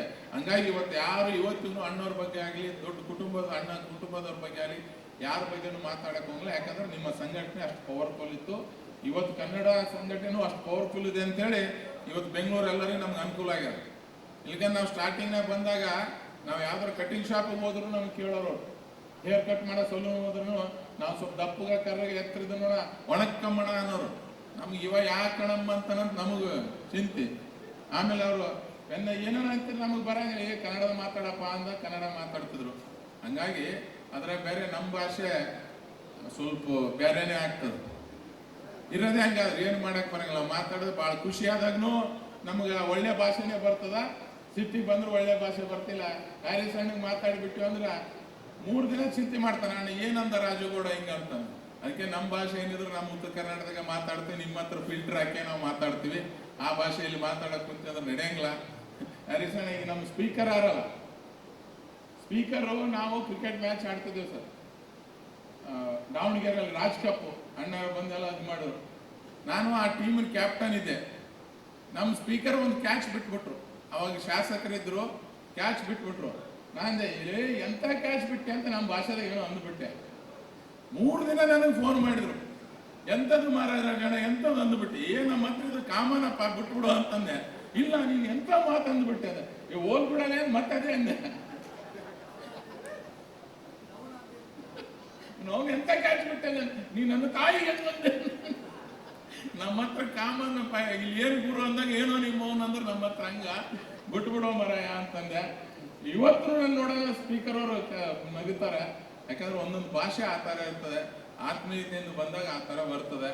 ಅದಕ್ಕೋಸ್ಕರ ಇವತ್ತು ಎಲ್ಲೇ ಇರೋಣ ಹೆಂಗೆ ಇರೋಣ ನಮ್ಮ ಕನ್ನಡ ಬಗ್ಗೆ ಗೌರವ ಕೊಡೋಂಥ ಕೆಲಸವನ್ನು ಮಾಡೋಣ ಅಂತ ಹೇಳ್ತಾ ಬಸ್ಸು ಭಾಳ ಅಂತ ಬಸವರಾಜ ಪಡುಕಟ್ಟೆಯವರು ಒಳ್ಳೆ ಸಂಘಟನೆಗಾರ, ಮಾತುಗಾರ, ಮಾತು ಕಡಿಮೆ ಇದ್ರೂ ಕೂಡ ನೇರ ನುಡಿಗೆ ಹೆಸರುವಾಸಿ. ರಾಜುಗೌಡ್ರೆ ಭಾಳ ಚೆನ್ನಾಗಿ ಮಾತಾಡಿದೆ. ಕನ್ನಡ ಸಂಘಟನೆಗಾರ, ನೀವೊಬ್ಬರು ಕನ್ನಡದ ಆಸ್ತಿ. ನಮ್ಮ ಕನ್ನಡ ನಿರ್ಮಾಪಕರಿಗೆ, ವಿತರಕರಿಗೆ ಆಗಲಿ ಎಲ್ಲರೂ ನೀವು ಸ್ನೇಹಜೀವಿ. ಬಸವರಾಜ ಪಡುಕೋಟೆ ಅವರು ಏನು ಮರಾಠ ಆದರೂ ಕೂಡ ಕನ್ನಡ ಪರ ಸಂಘಟನೆಗಳು ಕನ್ನಡಕ್ಕೋಸ್ಕರ, ಕನ್ನಡ ನೆಲ ಜಲ ಭಾಷೆಗೋಸ್ಕರ ನಿರಂತರ ಹೋರಾಟ ಮಾಡಿಕೊಂಡು ಸಾರಾಗೊಂದು ನೇತೃತ್ವದಲ್ಲಿ ಶಿವಾಜಿನಗರದಲ್ಲಿ ಒಂದು ಡಾಕ್ಟರ್ ರಾಜ್ಕುಮಾರ್ ಅಭಿಮಾನ ಸಂಘನ ಕಟ್ಟಿ ಅಲ್ಲಿಂದ ಜನಗಳಿಗೆ ದಂಡು ಪ್ರದೇಶದಲ್ಲಿ ಅಲ್ಲಿ ಗಲಾಟೆ ಮಾಡಿ ಕೇಸ್ ಹಾಕ್ಕೊಂಡು ಅವ್ರು ಕೆಲಸ ಮಾಡೋದೊಂದು ಶಕ್ತಿ. ಬಿಕಾಸ್ ಅವರು ಮರಾಠಿಗನಾದರೂ ಅವ್ರ ಮೈಯಲ್ಲಿ ರಕ್ತ ಕನ್ನಡಿಗರ ರಕ್ತ ಇರ್ತಾ ಇದೆ. ಕನ್ನಡಿಗರ ರಕ್ತ ಪೂರ್ತಿ ಹರಿದ್ರಿಂದ ಆ ಶಕ್ತಿ, ಆ ಯುಕ್ತಿ ಬಂದಿದೆ. ನಾನು ಕೂಡ ರಾಜಗೌಡ್ರೆ, ನಾನು ಕೂಡ ಒಬ್ಬ ಮರಾಠ. ಪಾಂಡವನಿರ್ತಾನೆಲ್ಲ ಗೌಡ್ರು ಅಂತಾರೆ. ನಾನು ಮರಾಠಿಗನಾದರೂ ಕೂಡ ನಮ್ಮ ಕರ್ನಾಟಕ ಚಲನಚಿತ್ರ ವಾಣಿಜ್ಯ ಮಂಡಳಿಯಲ್ಲಿ ನಮ್ಮ ಜನಾಂಗದ ಯಾವುದೂ ಓಟಿಲ್ಲ. ನನಗೆ ಸಾರಾಗೊಂದು ಹೇಳಿದ್ರು, ನಿನಗೆ ಎಲ್ಲ ಸಂಘಟನೆ. ನಾನು ಹೊಸ ಸಿನಿಮಾಗಳನ್ನು ಮಾಡಿದೆ, ಹೊಸ ಕಲಾವಿದರಿಗೆ, ಹೊಸ ತಂತ್ರಜ್ಞರಿಗೆ, ನಿರ್ದೇಶಕರಿಗೆ. ಬಹುಶಃ ತರುಣ್ ಚೌಧರಿ ಗೊತ್ತಿರ್ಬೋದು, ಎಸ್ಕ್ಯೂಸ್ನಲ್ಲಿ ಅವರು ಕೂಡ ನಮ್ಮ ಪಿಕ್ಚರ್ಲಿ ಆ್ಯಕ್ಟ್ ಮಾಡಿದ್ದಾರೆ. ಭಾಳ ದೊಡ್ಡ ಡೈರೆಕ್ಟರ್ ಬೆಳೆದಿರೋ ಭಾಳ ಸಂತೋಷ ನನಗೆ. ಎಲ್ಲ ಹೊಸವ್ರ ಮೇಲೆ, ಹೊಸ ಕಲಾವಿದರ ಮೇಲೆ, ತಂತ್ರಜ್ಞರ ಮೇಲೆ ಬಂಡವಾಳ ಕೋಟಿಗಳು ಕಳ್ಕೊಂಡು ಕೂಡ ಇವತ್ತು ಗಟ್ಟಿಯಾಗಿದ್ದಲ್ಲಿ ಅಂದರೆ ನನ್ನ ತಾಯಿ ಭುವನೇಶ್ವರಿ ಕಾಪಾಡಿದ್ದಾಳೆ. ನಾನು ಭಾಳಷ್ಟು ಕೋಟಿ ಕಳೆದೆ. ನಾನು ಯಾವುದು ರಕ್ತ ಸಂಬಂಧಿಗಳಲ್ಲದರ ಮೇಲೆ ಕೋಟಿಗಳು ಬಂಡವಾಳ ಹಾಕಿ ಕೋಟಿಗಳು ಕಳ್ಕೊಂಡ್ರು ಕೂಡ ಇವತ್ತು ಗಟ್ಟಿಯಾಗಿದ್ದೀನಿ ಅಂದರೆ ನನ್ನ ಕನ್ನಡಿಗರ ಆಶೀರ್ವಾದ. ಬಹುಶಃ ನಾವು ಕನ್ನಡ ಬಾಬಾ ಯಶವನೆಟ್ಟು ಆಮೇಲೆ ಪತ್ರಕರ್ತರನ್ನ ಎಲ್ಲರೂ ಸಹಕಾರ ಮಾಡಿದ್ರು. ಅದರಿಂದ ಈ ಕರ್ನಾಟಕ ನಮ್ಮ ಸೇನೆ ಇದೆಯೋ ಇದು ಕನ್ನಡ. ಈಗ ನೋಡಿ, ಮೊನ್ನೆ ನಾನು ಅಧ್ಯಕ್ಷನಾದಾಗ MES ಅವ್ರು ಗಲಾಟೆ ಮಾಡಿದ್ರು. ಅಲ್ಲಿದ್ದಾಗ ನಾನು ಮರಾಠ ಅಂದೆ, ನಾನು ಯಾರು ಗೌಡ ಅನ್ನೋರು ಇಲ್ಲ ನಾನು ಮರಾಠ ಅಂದೆ. ಅವತ್ತು MES ಅವರಿಗೆ ಧಿಕ್ಕಾರ ಆಗಿದೆ. ನಿಮ್ಮ ಮನೆಗಳಲ್ಲಿ ಯಾವುದೇ ಭಾಷೆ ಮಾಡ್ಕೊಳ್ಳಿ, ನೀವು ಕಪ್ಪು ಮಸೂರಿ ಬಳಿಯುವಂಥ ಕೆಲಸ ಏನೋ ಮಾಡಿದ್ರೆ ನಿಮ್ಮ ಮನೆಯೆಲ್ಲ ಕಪ್ಪು ಮಾಡೋ ಶಕ್ತಿ ನಮ್ಮ ಕನ್ನಡಿಗರಿದೆ, ನಾವು ಮಾಡ್ತೀವಿ ಅಂತ ಗಂಟಾಘೋಷವಾಗಿರುತ್ತೆ. ಅದಕ್ಕೆ ನನಗೆ ಕನ್ನಡ ಪರ ಸಂಘಟನೆ ಹೋರಾಟಗಾರರಲ್ಲಿ ನಮ್ಮ ಸಾರಾಗೊಂದು ಮಾತಾಡೋದು ಭಾಳ ನೋವಾಯಿತು. ನೀವು ಕರ್ನಾಟಕದ ಆಸ್ತಿ, ನೀವು ಯಾವುದೇ ಆಸ್ತಿ, ಅಂತಸ್ತು, ದುಡ್ಡು ಹಿಂದಿನ ಹೋಗಿದ್ರೆ ಇವತ್ತು ನೀನು 200-300 ಕೋಟಿ ಮಾಡ್ಬೋದು, ಈ ಬೆಲೆ ಬರ್ತಿರಲಿಲ್ಲ. ನೀವು ಒಂದು ಸಣ್ಣ ಮನೆ ಇರ್ಬೋದು, ನೀವು ಕನ್ನಡಿಗರ ಆಸ್ತಿ, ಸಾವಿರಾರು ಕೋಟಿ ಆಸ್ತಿ. ನಾವು NRE ಸಾಹೇಬರು, ನಮ್ಮ ಸಹೋದರ ಸಾಮಾನರು ರಾಜಗೌಡರು ಭಾಳ ವರ್ಷಗಳಿಂದ ನಡೆದಿದೆ. ಯಾವುದೋ ಕಾರಣ ರಾಜಕೀಯಕ್ಕೆ ಬರೋಕ್ಕಾಗಿಲ್ಲ. ಆದರೂ ಮುಂದಿನ ದಿನ ತಾವೆಲ್ಲ ಅವಕಾಶ ಕೊಟ್ಟ ಪಕ್ಷದಲ್ಲಿ ನಾನು ರಾಜಕಾರಣಕ್ಕೆ ಬರುವ ಆಸೆ ಇಲ್ಲ. ಅದರಿಂದ ಭಾಳ ನೋಡಿ, ಇವತ್ತು ನಮ್ಮ ಪ್ರಕಾಶ್ ಬಸವರಾಜ ಪಡುಕೋಟೆ ಅವರಿಗೆ ಇವತ್ತು ಬಂದಿರೋ ಜನ ನೋಡಿದೆ. ರವಿ ಅವರು ಬಂದರು, ಹ್ಯಾರಿಸ್ ಅವರು ಬಂದರು, ನಮ್ಮ ರಾಜಗೌಡರು ಇದ್ದಾರೆ, ಅವರು ಬಿಡಿ ಬೆನ್ನೆಲುಬು, ಎಲ್ಲರಿಗೂ ಬೆನ್ನೆಲುಬು. ಯಾರೇ ಹೋದ್ರು ಇರೆಸ್ಪೆಕ್ಟ್, ಯಾರೇ ಬಡವ ಬರಲಿ, ಸಾಹುಕಾರ ಬರಲಿ, ಎಂಥವರೇ ಬಂದರು ನಗರಕ್ತ ಮಾತ್ರ ಪ್ರವೃತ್ತಿ ಹೇಳೋರು. ಅದ್ರ ಜೊತೆಗೆ ನಮ್ಮ ಗಣೇಶ್ ರಾವ್ ಕೇಸರಕರು ಮೊನ್ನೆ ನಡೆದ ಚುನಾವಣೆಯಲ್ಲಿ ನಿರ್ಮಾಪಕ ಸಂಘದಲ್ಲಿ ಅವ್ರು ಸೋಲ್ತಾರೆ ಅಂದರು. ಏನು ಮರಾಠಿಗ ನಮ್ಮ ಆಟ ಓಟಿಲ್ಲ ಸರಾಗೊಂಡ್ರು ಒಂದು ಮಾತು ನನಗೆ ಹೇಳಿದ್ರು, ಸುರೇಶ್ ಅವ್ರು ಗೆಲ್ಲಿಸ್ಬೇಕು ಅಂದರು. ನೋಡಿ ಅವರು ಮೊದಲನೇ ಬಾರಿ ಚುನಾವಣೆ ಅಂತೂ ಈ ವಾಣಿಜ್ಯ ಮಟ್ಟ ರಾಜಕೀಯನೇ ಬೇರೆ, ರಾಜಕಾರಣನೇ ಬೇರೆ. ಇರೋದು ರಾಜಕೀಯ ಪ್ರಪಂಚದಲ್ಲೂ ಇಲ್ಲ. ಯಾವಾಗ ಯಾವತ್ತು ಯಾವ ರೀತಿ ಆಗುತ್ತೆ ಗೊತ್ತಿಲ್ಲ. ಅತ್ಯಧಿಕ ಬಹುಮತದಿಂದ ಗೆದ್ದು ಇವತ್ತು ನಿರ್ಮಾಪಕ ಸಂಘದ ಕಾರ್ಯಕಾರಿ ಸಮಿತಿಯಲ್ಲಿ ಅವರು ಜಯಿಸಿದ್ದಾಗಿದ್ದಾರೆ. ಅವರು ಚಪ್ಪಾಳೆ ಮೂಲಕ ಅವರು ಅಭಿನಂದಿಸಬೇಕು. ಅವರು ಮುಂದಿನ ದಿನಗಳಲ್ಲಿ ಕನ್ನಡದ ನಮ್ಮ ನಿರ್ಮಾಪಕ ಸಂಘ ಇರ್ಬೋದು, ಆಮೇಲೆ ವಾಣಿಜ್ಯ ಮಂಡಳಿ ಇರ್ಬೋದು, ಅವ್ರು ಮಾಡುವಂಥ ಕೆಲಸ ಮಾಡಿದೆ.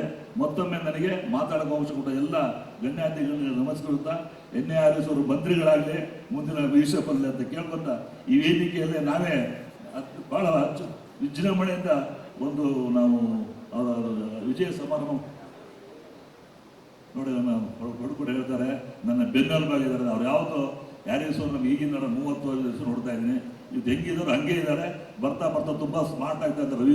ನಾನು ಕೂಡ ಅದು ಪ್ರತಿಪಾದನೆ ಮಾಡ್ತಾ ನನಗೆ 2 ಮಾತು ಅವಕಾಶ ಕೊಟ್ಟಂತ ಎಲ್ಲ ಕನ್ನಡ ಸೇನೆ ಪದಾಧಿಕಾರಿಗಳಿಗೆ ಅಚ್ಚುಕಟ್ಟಾಗಿ ಎಲ್ಲ ಕಾರ್ಯಕ್ರಮರು ಈ ಕಾರ್ಯಕ್ರಮ ಭಾಳ ಅಚ್ಚುಕಟ್ಟಾಗಿ ವ್ಯವಸ್ಥಿತವಾಗಿ ತುಂಬ ಚೆನ್ನಾಗಿ ಮಾಡಿದ್ದೀರಾ. ಭಗವಂತ ನಿಮಗೆ ಆಯುರಾರೋಗ್ಯ ಸುಖ ಶಾಂತಿ ನೆಮ್ಮದಿ ಕೊಡಲಿ. ಹೊಸ ವರ್ಷ ಶುಭಾಶಯಗಳಲ್ಲಿ ಕರ್ನಾಟಕದಲ್ಲಿ ನಮ್ಮ ಕನ್ನಡ ಸೇನೆ ಒಂದು ಒಳ್ಳೆಯ ಕನ್ನಡ ಪರ ಸಂಘಟನೆ ಹೋರಾಟಗಾರರಾಗಲಿ, ಕರ್ನಾಟಕದ ಮನೆ ಮಾತಾಗಲಿ ಎಲ್ಲ ಮನೆಗಳಲ್ಲಿ ಭದ್ರವಾಗಿ ನೆಲೆಸಿ ಇದು ನೆಕ್ಸ್ಟ್ ಮುಂದಿನ ವರ್ಷ ಕಾರ್ಯಕ್ರಮ ಅತ್ಯಂತ ವಿಜೃಂಭಣೆಯಿಂದ 10,000 ಜನರ ಮುಂದೆ ಮಾಡೋಣ ಅಂತ ಹೇಳ್ತಾ ನಾನು 2 ಮಾತು ಮಾಡೋಕ್ಕೆ ಅವಕಾಶ ಕೊಟ್ಟಿದ್ದೀನಿ. ನಿಮ್ಮೆಲ್ಲರಿಗೂ ಧನ್ಯವಾದ. ನಾನು ಮಾತು ಮುಗ್ತೀನಿ. ಜೈ ಕನ್ನಡ. ಕನ್ನಡ ಹೋರಾಟಗಾರರ ಜೊತೆ ನಾನು ವೇದಿಕೆ ಮೇಲಿರುವಂತೆಲ್ಲ ಗಣ್ಯರಿಗೂ ಹಾಗೆ ಬಂದಿರುವ ಎಲ್ಲ ಕನ್ನಡ ಮನಸ್ಸುಗಳಿಗೆ ನನ್ನ ನಮಸ್ಕಾರಗಳು. ಮೊದಲನೇದಾಗಿ ನಮ್ಮ ಕರ್ನಾಟಕ ಸೇನೆ 3ನೇ ವಾರ್ಷಿಕೋತ್ಸವಕ್ಕೆ ನನ್ನ ಅಭಿನಂದನೆಗಳು. ಇವತ್ತೊಂದು ಕರ್ನಾಟಕ ಸೇನೆ ಅಂತಂದರೆ ನಮಗಷ್ಟು ವಯಸ್ಸಾಗಿಲ್ಲ. ಅವ್ರ ಹೋರಾಟಗಳನ್ನೆಲ್ಲ ಕೇಳ್ತಾ ಇದ್ದಾರೆ. ಇವತ್ತು ಅವರ ಅಷ್ಟು ಒಂದು ಅನುಭವಗಳನ್ನ ಕೇಳ್ತಾ ಇದ್ರೆ ನಿಜಕ್ಕೂ ಬಹಳ ಒಂದು ರೋಮಾಂಚನ ಆಗುತ್ತೆ. ನಮ್ಮಲ್ಲಿ ನಾವು ಸಿನಿಮಾ ಮಾಡಬೇಕಾದ್ರೂ ಅಷ್ಟೇ ಒಂದು ಡಿಸ್ಕಷನ್ ಬರುತ್ತೆ. ಈ ಪೊಲೀಸ್ ಸಿನಿಮಾಗಳೆಲ್ಲ ಮಾಡ್ತಾ ಇರುತ್ತೆ. ಆ್ಯಕ್ಟರ್ಗಳಿಗೆ ಪೊಲೀಸ್ ಡ್ರೆಸ್ ಹಾಕಿದ ತಕ್ಷಣ, ಕಾಕಿ ಹಾಕಿದ ತಕ್ಷಣ ಒಂದು ನಿಮಿಷ ಹಿಂಗೆ ನಿಲ್ಸ್ಕೊಳುತ್ತೆ. ಅವ್ರು ಪೊಲೀಸ್ ಇಲ್ಲ ಅಂದರೂ ಕೂಡ. ಹಾಗೆ ಎಷ್ಟೊಂದು ಜನ ಪೊಲೀಸ್ ಆಫೀಸರ್ಗಳು ಅಷ್ಟೇ, ಅವ್ರು ನಾರ್ಮಲ್ ಮಫ್ತಿಲಿದ್ದಾಗ ಬೇರೆ, ಆ ಕಾಕಿ ಮೈ ಮೇಲೆ ಬಿಟ್ಟರೆ ಒಂದು ಹೊಸ ಗತ್ತು ಬರುತ್ತೆ. ಹಾಗೆ ಕೆಲವೊಂದು ಆ ಥರ ಬಟ್ಟೆಗಳಿಗೆ ಒಂದು ಶಕ್ತಿ ಇರುತ್ತಂತೆ. ಮಿಲ್ಟ್ರಿಲೂ ಅಷ್ಟೇ, ಮಿಲ್ಟ್ರಿ ಡ್ರೆಸ್ ಹಾಕಿದ್ರೆ ಒಂದು ಆ ಥರದೊಂದು ಗತ್ತು ಬರುತ್ತೆ ಅಂತ ಹೇಳ್ತಾರೆ. ನನಗೆ ನಿಜವಾಗ್ಲೂ ಅದೇ ಪವರ್ ಅನ್ಸೋದು ಈ ಶಾಲ್ ಹಾಕೊಂಡಾಗ. ಅಷ್ಟೇ ಪವರ್ಫುಲ್ ಇದು ಮೈ ಮೇಲೆ ಹಿಂಗೆ ಬಂದರೆ ಆಟೋಮೆಟಿಕ್ಲಿ ನಮ್ಗೆ ಒಂಥರ ಒಂದು ಪವರ್ ಬಂದಂಗೆ ಅನ್ಸುತ್ತೆ. ಆ ಶಕ್ತಿ ಈ ಬಣ್ಣಕ್ಕಿದೆ. ಇವತ್ತು ಮೇಡಮ್ ಮಾತಾಡ್ತಾ ಹೇಳಿದ್ರು, ಸಿನಿಮಾದವ್ರು ಜಾಸ್ತಿ ಕಾರ್ಯಕ್ರಮಕ್ಕೆ ಬರಲ್ಲ ಅಂತ. ಇಲ್ಲ ಮೇಡಮ್, ನಾವು ಕರೆದ್ರೆ ಖಂಡಿತವಾಗಿ ಎಲ್ಲ ಬಂದೇ ಬರ್ತೀವಿ. ಡೈರೆಕ್ಟ್ಲಿನೋ ಇಂಡೈರೆಕ್ಟ್ಲಿನೋ ಇಷ್ಟೋ ಇವತ್ತಿನ ಈ ಚಳವಳಿಗಳಿಗೆ ಅಥವಾ ಕನ್ನಡ ಇವತ್ತು ಒಂದು ಬೆಳೆಯೋದಕ್ಕೆ ಎಲ್ಲದಕ್ಕೂ ಕನ್ನಡ ಚಿತ್ರರಂಗದ ಕೂಡ ತುಂಬ ದೊಡ್ಡ ಕೊಡುಗೆ ಇದೆ. ಅದನ್ನು ಜನಕ್ಕೆ ತಲುಪಿಸೋದಕ್ಕೆ ಕನ್ನಡ ಚಿತ್ರರಂಗ ಸಾಹಿತ್ಯ ಆಗಿರ್ಬೋದು, ಸಂಗೀತ ಆಗಿರ್ಬೋದು, ಸಿನಿಮಾಗಳಾಗಿರ್ಬೋದು ತುಂಬ ದೊಡ್ಡ ಒಂದು ಕೊಡುಗೆ ಇದೆ. ಆದ್ರೆ ಏನಾಗುತ್ತೆ, ಕೆಲವೊಂದ್ಸತಿ ಅದು ಇಲ್ಲಿ ಹೊಡೆಯೋ ಕಲ್ಲು ಗಣೇಶನ್ ಬೀಳುತ್ತೆ ಅನ್ನೋ ಥರ ಏನೇ ಆದರೂ ಕನ್ನಡ ಚಿತ್ರರಂಗಕ್ಕೆ ಬೀಳುತ್ತೆ ಕಲ್ಲು ನಮಗೆ. ಇವತ್ತಿಲ್ಲಿ ನಮ್ಮಲ್ಲಿ ಸಾರಗೋವಿಂದ ಸರಳ ಇದ್ದಾರೆ. ಇವರೆಲ್ಲ ಹೋರಾಟನ ಎಷ್ಟು ಮಾಡಿದ್ರು, ಚಿತ್ರರಂಗದ ಮುಖಾಂತರ ಚಿತ್ರಗಳ ಮುಖಾಂತರ ಕೂಡ ಅಷ್ಟೇ ಒಂದು ಅದ್ಭುತವಾದಂಥ ಕೆಲಸ ಮಾಡ್ತಾ ಬಂದರು. ಅಣ್ಣ ಎಷ್ಟು ಸಿನಿಮಾಗಳು ಪ್ರೊಡ್ಯೂಸ್ ಮಾಡಿದ್ದಾರೆ ಸಾರಗೋವಿಂದ ಅಣ್ಣ ಅವರು. ಟೈಟ್ಲ್ಗಳಿಂದ ಹಿಡಿದು ನಿಮಗೆ ಬೆಳ್ಳಿ ಕಾಲುಂಗರ, ಕನಸುಗಾರ, ಜಾಣ, ಅಂದರೆ ಆ ಟೈಟ್ಲ್ಗಳು ಕೂಡ ಅಷ್ಟು ಶುದ್ಧವಾದ ಕನ್ನಡನ ಯೂಸ್ ಮಾಡ್ಕೊಂಡು ಮಾಡಿದಂಥ ಸಿನಿಮಾಗಳು ಬಂತು. ಇವತ್ತು ಕನ್ನಡ ಸಂಘಗಳು ಅಂತಂದರೆ, ಕಾರ್ಯಕರ್ತರು ಅಂತಂದರೆ ಹೊರಗಡೆ ಅವ್ರಿಗೆಲ್ಲರಿಗೂ ತುಂಬ ಗಲಾಟೆಗಳು ಜಾಸ್ತಿ ಮಾಡ್ತಾರೆ, ತುಂಬ ಕೋಪ. ಇವಾಗ ಹೇಳಿದ್ರಲ್ಲ, ರೌಡಿ ಶೀಟ್ ಓಪನ್ ಮಾಡೋ ರೇಂಜಿಗೆ ನೋಡ್ತಿದ್ದಾರೆ. ಯಾಕೆ ಅಂತಂದಾಗ ನನಗನ್ಸೋದು ಏನು ಅಂತಂದರೆ, ನಾವು ಇವಾಗ ಶಾಲೆಗೆ ಮಕ್ಕಳು ಕಳಿಸ್ತೀವಿ, ಅಲ್ಲಿ ಟೀಚರ್ಗಳು ಹೇಳ್ಕೊಡ್ತಾರೆ, ನೋಡಪ್ಪ ಎಲ್ಲರಿಗೂ ಒಂದೇ ಥರ ಹೇಳ್ಕೊಡ್ತಾರೆ. ಕೆಲವು ಮಕ್ಕಳು ಕಲ್ತಿಲ್ಲ, ಹೋಮ್ವರ್ಕ್ ಮಾಡಿಲ್ಲ ಅಂದಾಗ ಏನು ಮಾಡ್ತಾರೆ, ಒಂದು ಪನಿಷ್ಮೆಂಟ್ ಕೊಡ್ತಾರೆ. ಒಬ್ಬೊಬ್ರು ಒಂದು ಪನಿಷ್ಮೆಂಟ್ ಕೊಡ್ತಾರೆ. ಒಂದು ಬೆತ್ತದಲ್ಲಿ ಹೊಡಿಬೋದೇನೋ, ಅಥವಾ ಒಂದನ್ನೇ 100 ಸತಿ ಬರ್ಕೊಂಬ ಅಂತ ಹೇಳೋದು, ನಾನಾ ರೀತಿ, ಅಥವಾ ಬೆಂಚ್ ಮೇಲೆ ನಿಂತ್ಕೊ ಅಂತ ಹೇಳ್ತಾರೆ. ಅದು ಆ ಟೀಚರು ಅವ್ರಿಗೆ ಅಟ್ಲೀಸ್ಟ್ ಹಂಗೆ ಹೇಳಿದ್ರಾರು ಬೈಕಾದ್ರೂ ಮಕ್ಕಳು ಕಲಿತವೆ ಅಂತ. ಇವತ್ತು ಕನ್ನಡ ಉಳಿಸೋದಕ್ಕೆ ಕನ್ನಡ ಕಾರ್ಯಕರ್ತರು ಮಾಡ್ತಾ ಇರೋದು ಆ ಟೀಚರ್ ಕೆಲಸನೇ. ಅವ್ರುಗಳೇ ಇವತ್ತು ನಮ್ಗೆಲ್ಲರಿಗೂ ಶಿಕ್ಷಕರ ಸ್ಥಾನದಲ್ಲಿ ನಿಂತ್ಕೊಂಡು ಹೊರಗಡೆಯಿಂದ ಬಂದಿರೋರಿಗೆ, ಮಕ್ಕಳ ನೀವು ಕಲಿಬೇಕು ಅಂದರೆ ಫಸ್ಟ್ ಪ್ರೀತಿಯಿಂದಲೂ ಹೇಳಿದೀವಿ ನಾವು, ನೀವು ಕಲಿತಾ ಇಲ್ಲ, ಈಗ ನೆಕ್ಸ್ಟ್ ಬೆತ್ತ ತೊಗೊಂಡು ಹೇಳ್ತೀವಿ ನಾವು ನಿಮಗೆ ಅಂತ. ಅವಾಗಾರು ಕಲೀರಿ ಅಂತ ಸಿಂಪಲ್ ಆಗಿ ಹೇಳ್ತಾ ಇದ್ದೀವಿ. ನಾನು ಈ ವೇದಿಕೆ ಮುಖಾಂತರ ತುಂಬ ನನ್ನ ಹೊರಗಡೆಯಿಂದ ಬಂದಿರೋ ಎಷ್ಟೊಂದು ಜನ ಇದ್ದಾರೆ ಇಲ್ಲಿ, ಅವ್ರೆಲ್ಲರಿಗೂ ಕನ್ನಡ ಸಂಘದವ್ರು ಅಂದರೆ ತುಂಬ ಈ ಥರ ಅಗ್ರೆಸಿವ್ ಅಂತ ಹೇಳ್ತಾರಲ್ಲ. ನಾನು ತುಂಬ ಸಿಂಪಲ್ ಆಗಿ ಒಂದು ವಿಷಯ ಹೇಳಬೇಕು.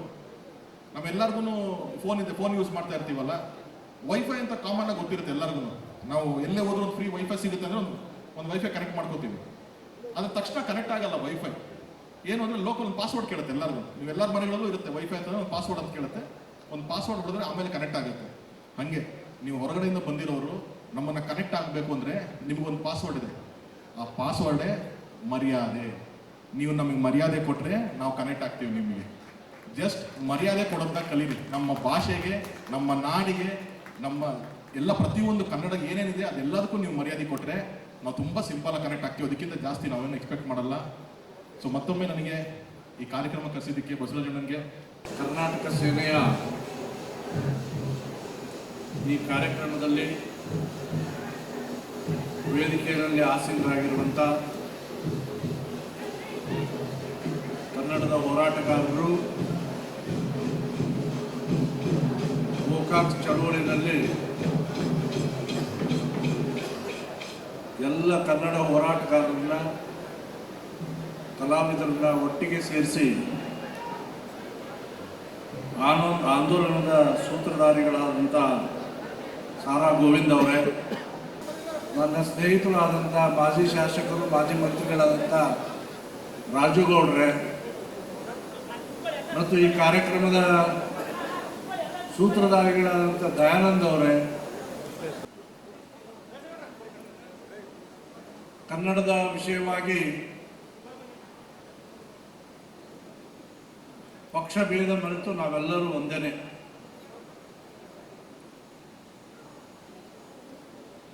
ಕನ್ನಡದ ಭಾಷೆ, ಕನ್ನಡದ ನೆಲ, ಕರ್ನಾಟಕದ ನೆಲ, ಕರ್ನಾಟಕದ ಜಲ, ಇದನ್ನು ಕಾಪಾಡುವಂಥದ್ದು ಕರ್ನಾಟಕದಲ್ಲಿರುವಂಥ ಎಲ್ಲರದ್ದು ಜವಾಬ್ದಾರಿ. ವಿಶೇಷವಾಗಿ ಬೆಂಗಳೂರಿನಲ್ಲಿ, ಇಲ್ಲಿ ವೇದಿಕೆಯಲ್ಲಿರುವಂಥವ್ರು ಎಲ್ಲರಿಗೂ ಗೊತ್ತಿದೆ, ಮುಂಚೆ ತೆಲುಗಿನವರು ಮತ್ತು ತಮಿಳರು ಜಾಸ್ತಿ ಬರ್ತಾ ಇದ್ರು. ಈಗ ಪರಿಸ್ಥಿತಿ ಬದಲಾಗ್ಬಿಟ್ಟಿದೆ.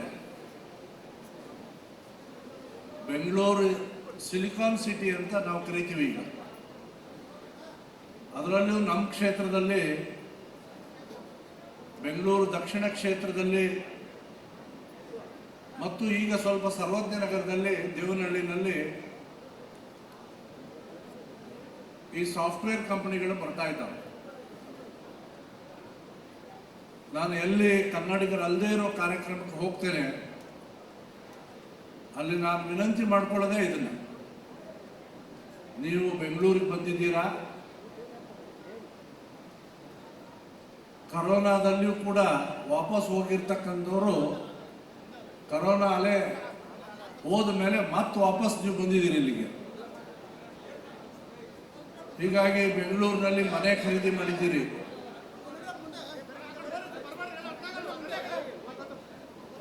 ಬೆಂಗಳೂರಲ್ಲಿ ಉದ್ಯೋಗ ಮಾಡ್ತಾ ಇದ್ದೀರಿ, ಬೆಂಗಳೂರಲ್ಲಿ ನಿಮ್ಮ ಶಿಕ್ಷಣವನ್ನ ಕೊಡಿಸ್ತಾ ಇದ್ದೀರಿ ಮಕ್ಕಳಿಗೆ. ಇಲ್ಲಿಯ ನೆಲದ ಭಾಷೆ ಕನ್ನಡ. ಕನ್ನಡವನ್ನು ಕಲಿಬೇಕು ಅನ್ನುವಂಥ ವಿನಂತಿಯನ್ನು ನಾನು ಪ್ರತಿ ಸಲ ಮಾಡ್ತಾನೆ ಇರ್ತೀನಿ. ಸುಮಾರು 45-50 ಅಪಾರ್ಟ್ಮೆಂಟ್ಗಳಲ್ಲಿ ಕನ್ನಡ ಕ್ಲಾಸಸ್ ನಡೆಸುವಂಥ ಕನ್ನಡದ ಕ್ಲಾಸ್ಗಳನ್ನು ನಾನು ಪ್ರಾರಂಭ ಮಾಡಿದ್ದೀನಿ. ಅದಕ್ಕೆ ಶಿಕ್ಷಕರ ಕೊರತೆ ಇದೆ. ಯಾರು ಕನ್ನಡಿಗರು ಆ ಅಪಾರ್ಟ್ಮೆಂಟಲ್ಲಿ ಇರ್ತಾರೆ ಅವ್ರ ಮುಖಾಂತರನೇ ಕನ್ನಡ ಕಲಿಸುವಂಥ ಕೆಲಸನೂ ಕೂಡ ನಮ್ಮ ಭಾಗದಲ್ಲಿ ಮಾಡ್ತಾ ಇದ್ದೀವಿ. ಹಾಗೆಯೇ ಬೆಂಗಳೂರಿನ ಟ್ರಾಫಿಕ್ನಲ್ಲಿ ಜನ ಸ್ಟಕ್ ಆಗೋದು ಜಾಸ್ತಿ. ಆ ಸಂದರ್ಭದಲ್ಲಿ ಅವಾಗೂ ಕೂಡ ಕನ್ನಡ ಕಲಿಬೇಕು ಅಂತ ಹೇಳಿ ಒಂದು ನಮ್ಮ ಕಾರ್ಯಕರ್ತನಿಗೆ ಹೇಳಿ ನಾನು ಕನ್ನಡಿಗ ಅನ್ನುವಂಥ ಒಂದು ಪುಸ್ತಕನೂ ಕೂಡ ಮುದ್ರಣ ಮಾಡಿದ್ದೀವಿ. ಸರಳ ಕನ್ನಡವನ್ನು ಕಲಿಯೋದಕ್ಕೆ ಇದೊಂದು ದೊಡ್ಡ ಚಾಲೆಂಜ್ ಬೆಂಗಳೂರಲ್ಲಿ ಇದೆ. ಹಾಗೇನೆ ಉದ್ಯೋಗಕ್ಕೋಸ್ಕರ ಮುಂಚೆ ಉತ್ತರ ಕರ್ನಾಟಕದವರು ಜನ ಬರ್ತಾ ಇದ್ರು ಇಲ್ಲಿ. ಬಸವರಾಜ್ ಪಡ್ಕೋಣೆಯವರು ಕೂಡ ಉತ್ತರ ಕರ್ನಾಟಕದವರು, ಯಾದಗಿರಿ ಜಿಲ್ಲೆಯವರು. ಅವ್ರ ಮೇಲೆ ಯಾಕೆ ರೌಡಿ ಶೀಟ್ರ್ ಹಾಕ್ಯಾರ ನನಗೆ ಗೊತ್ತಿಲ್ಲ. ಮಾದೇವಪುರದಲ್ಲಿ ಒಂದು ರೌಡಿ ಶೀಟ್ರ್ ಇದೆ ಅಂತ ಹೇಳಿದ್ರು. ನಮ್ಮ ಸರ್ಕಾರ ಬಂದ ಮೇಲೆ ಅದನ್ನು ತೆಗ್ಸೋಣ ಅಂತ. ಇವ್ರು ತೆಗಿತಾರಿಲ್ಲ ಗೊತ್ತಿಲ್ಲ. ಕನ್ನಡಕ್ಕಾಗಿ ಹೋರಾಟ ಮಾಡುವಾಗ ಇದು ಸ್ವಾಭಾವಿಕನೇ. ಇಲ್ಲಿ ರವಿ ಹೆಗ್ಡೆ ಅವರಿದ್ದಾರೆ, ಸಾರಾ ಗೋವಿಂದ್ ಅವರಿದ್ದಾರೆ, ಅನೇಕರು ಮುಖಂಡರು ಇಲ್ಲಿದ್ದಾರೆ. ಅವರ ಅನುಭವನೂ ಕೂಡ ಇದ್ದೇನೆ. ಹೋರಾಟ ಮಾಡಬೇಕಂದ್ರೆ, ಹೋರಾಟ ಹತ್ತಿಕ್ಕಬೇಕಂದ್ರೆ ಸರ್ಕಾರ ಯೋಚನೆ ಮಾಡೋದು ಅದೇ ದಿಕ್ಕಿನಲ್ಲೇನೆ. ಯಾರು ಇದರಲ್ಲಿ ಮುಂದಾಳತ್ವ ವಹಿಸ್ತಾನೆ ಅವನ್ನ ಗುರಿಯಾಗಿಸ್ಕೊಂಡು ಅವನ ಕಾಲೆಳೆಯುವಂಥ ಕೆಲಸವನ್ನು ಸರ್ಕಾರಗಳು ಮಾಡತ್ತೆ. ನಮ್ಮ ಸರ್ಕಾರನೂ ಹೊರತೇನಿರಲಿಲ್ಲ. ನಾವು ಹಂಗೆ ಮಾಡಿದ್ದೀವಿ ಅಲ್ವಾ ರಾಜುಗೌಡ್ರೆ? ಈ ಸಂದರ್ಭದಲ್ಲಿ ನನಗೆ ಒಂದು ವಿಷಯ ನೆನಪು ಮಾಡ್ಕೊಳ್ಬೇಕು ಅಂತ ಅನ್ಸುತ್ತೆ. ನಾರಾಯಣಗೌಡರು ನಾನು ಡೆಲ್ಲಿನಲ್ಲಿ ಕನ್ನಡಕ್ಕೆ ಶಾಸ್ತ್ರೀಯ ಸ್ಥಾನಮಾನ ಬೇಕು ಅಂತ ಹೋರಾಟ ಮಾಡಿದ್ವಿ. ನಾನು ಉನ್ನತ ಶಿಕ್ಷಣ ಸಚಿವನಾಗಿದ್ದೆ. ನಿಯೋಗನೂ ಕೂಡ ಕೇಂದ್ರ ಸರ್ಕಾರ, UPA ಸರ್ಕಾರ ತೆಗೆದುಕೊಂಡು ಹೋಗಿದ್ವಿ. ಕನ್ನಡ ಮತ್ತು ತೆಲುಗು ಎರಡೂ ಭಾಷೆಗೆ ಶಾಸ್ತ್ರೀಯ ಸ್ಥಾನಮಾನ ಇರಲಿಲ್ಲ. ನಿರಂತರ ಪ್ರಯತ್ನದ ಪರಿಣಾಮವಾಗಿ ಕೊನೆಗೆ ಕೇಂದ್ರ ಸರ್ಕಾರ ಕನ್ನಡ ಮತ್ತು ತೆಲುಗು ಎರಡೂ ಭಾಷೆಯನ್ನ ಶಾಸ್ತ್ರೀಯ ಸ್ಥಾನಮಾನ ಅಂತ ಘೋಷಣೆ ಮಾಡಿತು. ಸೊ ಹೀಗಾಗಿ ಕನ್ನಡಕ್ಕೆ ಬರುವಂಥ ಆಘಾತಗಳಿರ್ಬೋದು, ಸಮಸ್ಯೆಗಳಿರ್ಬೋದು, ನಾವು ಒಂದಾಗುವಂಥ ಹೋರಾಟ ಮಾಡುವಂಥ ಕೆಲಸಕ್ಕೆ ಇಳಿಬೇಕಾಗಿ ಸರ್ಕಾರದಲ್ಲಿ ಇರಲಿ, ಸರ್ಕಾರದಲ್ಲಿ ಇಲ್ಲದೇ ಇರಲಿ. ಬೇರೆ ಭಾಷೆಗಳಿಗೆ ಹೋಲಿಸ್ಕೊಂಡ್ರೆ ಕನ್ನಡಿಗರು ಸ್ವಲ್ಪ ಆಲಸ್ಯಗಳೇ. ನೀವು ಚೆನ್ನೈಗೆ ಹೋಗಿ ಅವ್ರ ಭಾಷೆ ತಮಿಳು ಬಿಟ್ಟು ಬೇರೆ ಮಾತಾಡೋದೇ ಇಲ್ಲ. ತಮಿಳು ಬಂದಿಲ್ಲ ಅಂದ್ರೆ ಬಹಳ ಕಷ್ಟಪಟ್ಟು ಆಮೇಲೆ ಬೇರೆ ಭಾಷೆ ಮಾತಾಡೋ ಪ್ರಯತ್ನ ಮಾಡ್ಬೋದು ನನ್ನ ಅನುಭವದಲ್ಲಿ. ಮತ್ತು ಮಹಾರಾಷ್ಟ್ರಕ್ಕೆ ಹೋಗಿ ಮರಾಠಿನೇ ಮಾತಾಡ್ತಾರೆ. ಅದಕ್ಕೆ ಮುಂಬೈ ಹೊರತುಪಟ್ಟಿರ್ಬೋದೇನೋ. ಆದರೆ ಕನ್ನಡದವ್ರು ನಾವು ಹಂಗಲ್ಲ. ಎದುರಿಗಿನವ್ರು ಯಾವ ಭಾಷೆ ಇರುತ್ತಲ್ಲ ಆ ಭಾಷೆಯಲ್ಲಿ ನಾವು ಮಾತಾಡೋ ಪ್ರಯತ್ನ ಮಾಡಕ್ಕೆ ಹೋಗ್ತೀವಿ. ಅವ್ನು ಹಿಂದಿ ಇದ್ರೆ ಹಿಂದಿ ಮಾತಾಡಕ್ಕೆ ಹೋಗ್ತೀವಿ. ತೆಲುಗಿನವನಿದ್ರೆ, ನಮ್ಮಲ್ಲಂತೂ ತೆಲುಗನೇ ಪೂರ್ತಿ. ನಮ್ಮ ಆ ಭಾಗದಲ್ಲಿ 3 ಜನ ಇದ್ದಾರೆ, ಅವ್ರಿಗೆ ಚೆನ್ನಾಗಿ ಗೊತ್ತಿದೆ. ತೆಲುಗನೇ ಮಾತಾಡ್ತೀವಿ ನಾವು. ಕನ್ನಡವನ್ನು ಅವ್ರ ಜೊತೆ ಮಾತಾಡುವಂಥ ಪ್ರಯತ್ನ ಮಾಡಲ್ಲ. ನಾವು ಕೂಡ ಪ್ರಯತ್ನ ಮಾಡಬೇಕು ನಮ್ಮ ಭಾಷೆಯಲ್ಲಿ. ಅವ್ರಿಗೆ ಪ್ರೀತಿಯಿಂದ ಮಾಡೋಣ, ಸಿಟ್ಟಿನಲ್ಲಿ ಮಾತಾಡಬೇಕಾಗಿಲ್ಲ. ನಿಧಾನಕ್ಕೆ ಹೇಳಿಕೊಟ್ರೆ ಕನ್ನಡ ಕಲಿಯೋದಕ್ಕೆ ಆಸಕ್ತರು ಭಾಳ ಜನ ಇದ್ದಾರೆ, ಕನ್ನಡೇತರರು. ಅವರಿಗೆ ಕನ್ನಡವನ್ನು ಕಲಿಸುವಂಥ ಕೆಲಸವನ್ನು ನಾವು ಮಾಡೋಣ. ನಿಜಕ್ಕೂ 2026ಕ್ಕೆ ಬಂದೀವಿ. ಆಶ್ಚರ್ಯ ಆಗ್ಬೋದು ನಿಮಗೆ. ನವೆಂಬರ್ 1ಕ್ಕೆ ಕನ್ನಡ ರಾಜ್ಯೋತ್ಸವ. ಈಗ ಯಾಕೆ ಬಸವರಾಜ್ ಪಡ್ಕೋಟಿ ಈ ಕಾರ್ಯಕ್ರಮ ಇಟ್ಟಿದ್ದಾರೆ? ಕನ್ನಡ ಅನ್ನುವಂಥದ್ದು ನಿರಂತರವಾಗಿ ಇರಬೇಕು, 24x7. ಅದು ಇದೇ ತಿಂಗಳಲ್ಲೇ ಮಾತಾಡಬೇಕು ಅಂತ, ಇದೇ ತಿಂಗಳಲ್ಲೇ ಕಾರ್ಯಕ್ರಮ ಮಾಡಬೇಕು. ಹೌದು, ಉತ್ಸವಕ್ಕೋಸ್ಕರ ನಾವು ರಾಜ್ಯೋತ್ಸವವನ್ನು 1ನೇ ತಾರೀಕು ಆಚರಣೆ ಮಾಡ್ತೀವಿ. ಆದರೆ ಇಡೀ ವರ್ಷ ಪೂರ್ತಿ ಸಂದರ್ಭ ಬಂದಾಗಲೆಲ್ಲ ಕನ್ನಡದ ಬಗ್ಗೆ ಜಾಗೃತಿ ಮೂಡಿಸುವಂಥ, ಕನ್ನಡದ ಬಗ್ಗೆ ಪ್ರಸಾರ ಮಾಡುವಂಥ ಈ ಥರದ ಕಾರ್ಯಕ್ರಮಗಳ ಅವಶ್ಯಕತೆ ಇದೆ. ಅದರಲ್ಲಿ ವಿಶೇಷವಾಗಿ ಇವತ್ತು ಕಾರ್ಯಕ್ರಮಕ್ಕೆ ನಮ್ಮ ಬಸವರಾಜ್ ಪಡ್ಕೋಟಿ ಅವರು ಕರೆದ್ರು. ನಮ್ಮ ಉತ್ತರ ಕರ್ನಾಟಕದ ಕನ್ನಡ ಸ್ವಲ್ಪ ಬೇರೆನೆ. ಉತ್ತರ ಕರ್ನಾಟಕದ ಕನ್ನಡ ಅದು ಗಂಡು ಮೆಟ್ಟಿನ ಕನ್ನಡ ಅಂತಾರೆ. ಇವನವನ ಅಂತ ಮಾತಾಡಲಾರ್ದ್ರೆ ನಾವು ಮುಂದೆ ಹೋಗಲ್ಲ ಭಾಷೆ. ಆ ರೀತಿಯ ಉತ್ತರ ಕರ್ನಾಟಕದ ಕನ್ನಡ. ನಾವು ಅನೇಕ ನಮ್ಮ ಕ್ಷೇತ್ರದಲ್ಲಿ ಉತ್ತರ ಕರ್ನಾಟಕದವ್ರಿಗೆ ಹೇಳ್ತೀನಿ, ಈ ದಕ್ಷಿಣ ಕನ್ನಡದವ್ರು ಇಬ್ಬರು ಸಿಕ್ಕರೆ ಅವ್ರು ತುಳು ಭಾಷೆ ಶುರು ಮಾಡ್ಬಿಡ್ತಾರೆ ಅಲ್ವಾ? ಇಲ್ಲಿ ಯಾರು ಇದಾರ ದಕ್ಷಿಣ ಕನ್ನಡದವರು? ಹಾ, ಒಬ್ಬರೇ ಇದ್ದೀರಿ ನೀವು. ಇನ್ನೊಬ್ರು ಇದ್ರೆ ತುಳುನಲ್ಲೇ ಮಾತಾಡ್ತಿದ್ರಿ. ತುಳು ಮಾತಾಡಕ್ಕೆ ಶುರು ಮಾಡ್ಬಿಡ್ತಾರೆ. ನಾನು ಅದಕ್ಕೆ ಉತ್ತರ ಕರ್ನಾಟಕದವ್ರಿಗೆ ಹೇಳ್ತೀನಿ, ನೀವಿಬ್ಬರು ಉತ್ತರ ಕರ್ನಾಟಕದವ್ರು ಸಿಕ್ಕರೆ ಉತ್ತರ ಕರ್ನಾಟಕದವ್ರು ಇವನವ್ರಂತಾನೆ ಶುರು ಮಾಡ್ರಿ ಅಂತ. ಆ ಭಾಷೆನೇ ಮಾತಾಡ್ಬೇಕು. ಗಂಡು ಮೆಟ್ಟಿನ ನಾಡಿನ ಭಾಷೆ ಅಂತ ಹೇಳ್ತೀವಿ ನಾವು ಉತ್ತರ ಕರ್ನಾಟಕದ ಭಾಷೆಯನ್ನ. ಆಬ್ವಿಯಸ್ಲಿ ಕರ್ನಾಟಕದ ಪ್ರತಿ 40 ಮೈಲಿಗೆ ಕನ್ನಡದ ಪ್ರೊನೌನ್ಸಿಯೇಷನ್ ಬದಲಾಗ್ತಾನೆ ಇರೋದು. ಭಾಷೆಯಲ್ಲಿ ವ್ಯತ್ಯಾಸಗಳು ಕಾಣ್ತಾನೆ ಇರ್ತೀವಿ. ಆದರೂ ಕನ್ನಡದ ಸೊಡಗು ನಮಗೆ ಅನೇಕ ಪ್ರೇರಣೆಯನ್ನು ಕೊಡುತ್ತೆ. ಬೀದರ್ನ ಕನ್ನಡ ಬಹಳ ಜನಕ್ಕೆ ಅರ್ಥನೇ ಆಗಲ್ಲ.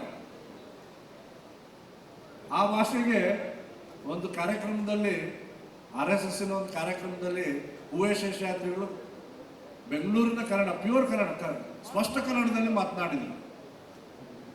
ಬೀದರ್ನವ್ರಿಗೆ ಆ ಭಾಷೆ ಅರ್ಥ ಆಗಲ್ಲ ಅಂತ ಬೀದರ್ ಕನ್ನಡದಲ್ಲಿ ಅದನ್ನು ಟ್ರಾನ್ಸ್ಲೇಟ್ ಮಾಡಿದ್ರು. ಸೊ ಆ ರೀತಿ ಅನೇಕ ರೀತಿಯ ಪ್ರೊನೌನ್ಸಿಯೇಷನ್ನಿನ ಕನ್ನಡ ನಮ್ಮದು. ಪ್ರತಿಯೊಂದು ಭಾಗದಲ್ಲಿನೂ ಹೋದಾಗ ಅಲ್ಲಿಯ ಭಾಷೆಯನ್ನು ಅರ್ಥ ಮಾಡಿಕೊಂಡು ಕನ್ನಡವನ್ನು ಕಳಿಸಿ ಬೆಳೆಸಿ ಕನ್ನಡಿಗರೇ ಅನೇಕ ಭಾಷೆಯನ್ನು ಕನ್ನಡದ ಭಾಷೆಯನ್ನು ಅನೇಕ ರೀತಿಯಲ್ಲಿ ಅರ್ಥ ಮಾಡಿಕೊಳ್ಳುವಂಥ ಅವಶ್ಯಕತೆ ಇವತ್ತಿದೆ. ಸೊ ಆ ರೀತಿಯ ಒಂದು ಕೆಲಸ ನಾವೆಲ್ಲರೂ ಮಾಡೋಣ. ಮತ್ತು ಕನ್ನಡದ ವಿಷಯವಾಗಿ ಹೋರಾಟದ ಸಂದರ್ಭ ಬಂದಾಗ ನಾವೆಲ್ಲ ನಿಮ್ಮ ಒಟ್ಟಿಗೆ ಇದ್ದೇವೆ. ಮತ್ತು ಹೋರಾಟಗಾರರೆಲ್ಲ ಸ್ವಾಭಾವಿಕವಾಗಿ ಆ ರೀತಿ ಮುಂದಾಳತ್ವವನ್ನು ವಹಿಸ್ತಾರೆ. ಸಾರಾ ಗೋವಿಂದಂತವರು ಅನೇಕ ಹಿರಿಯರು ಇದ್ರ ಬಗ್ಗೆ ಆಘಾತಗಳಾದಾಗೆಲ್ಲ ಮುಂದೆ ನಿಂತು ಆ ಸಂಚಾಲನೆ ಮಾಡಿರ್ತಕ್ಕಂಥ ಅನೇಕ ಉದಾಹರಣೆಗಳಿದ್ದಾವೆ. ಸಮಯದ ಅಭಾವ ಇರೋದ್ರಿಂದ ನಾನು ಹೆಚ್ಚೆತ್ತು ಆ ಥರದ ವಿಷಯಗಳನ್ನು ಪ್ರಸ್ತಾಪ ಮಾಡಿ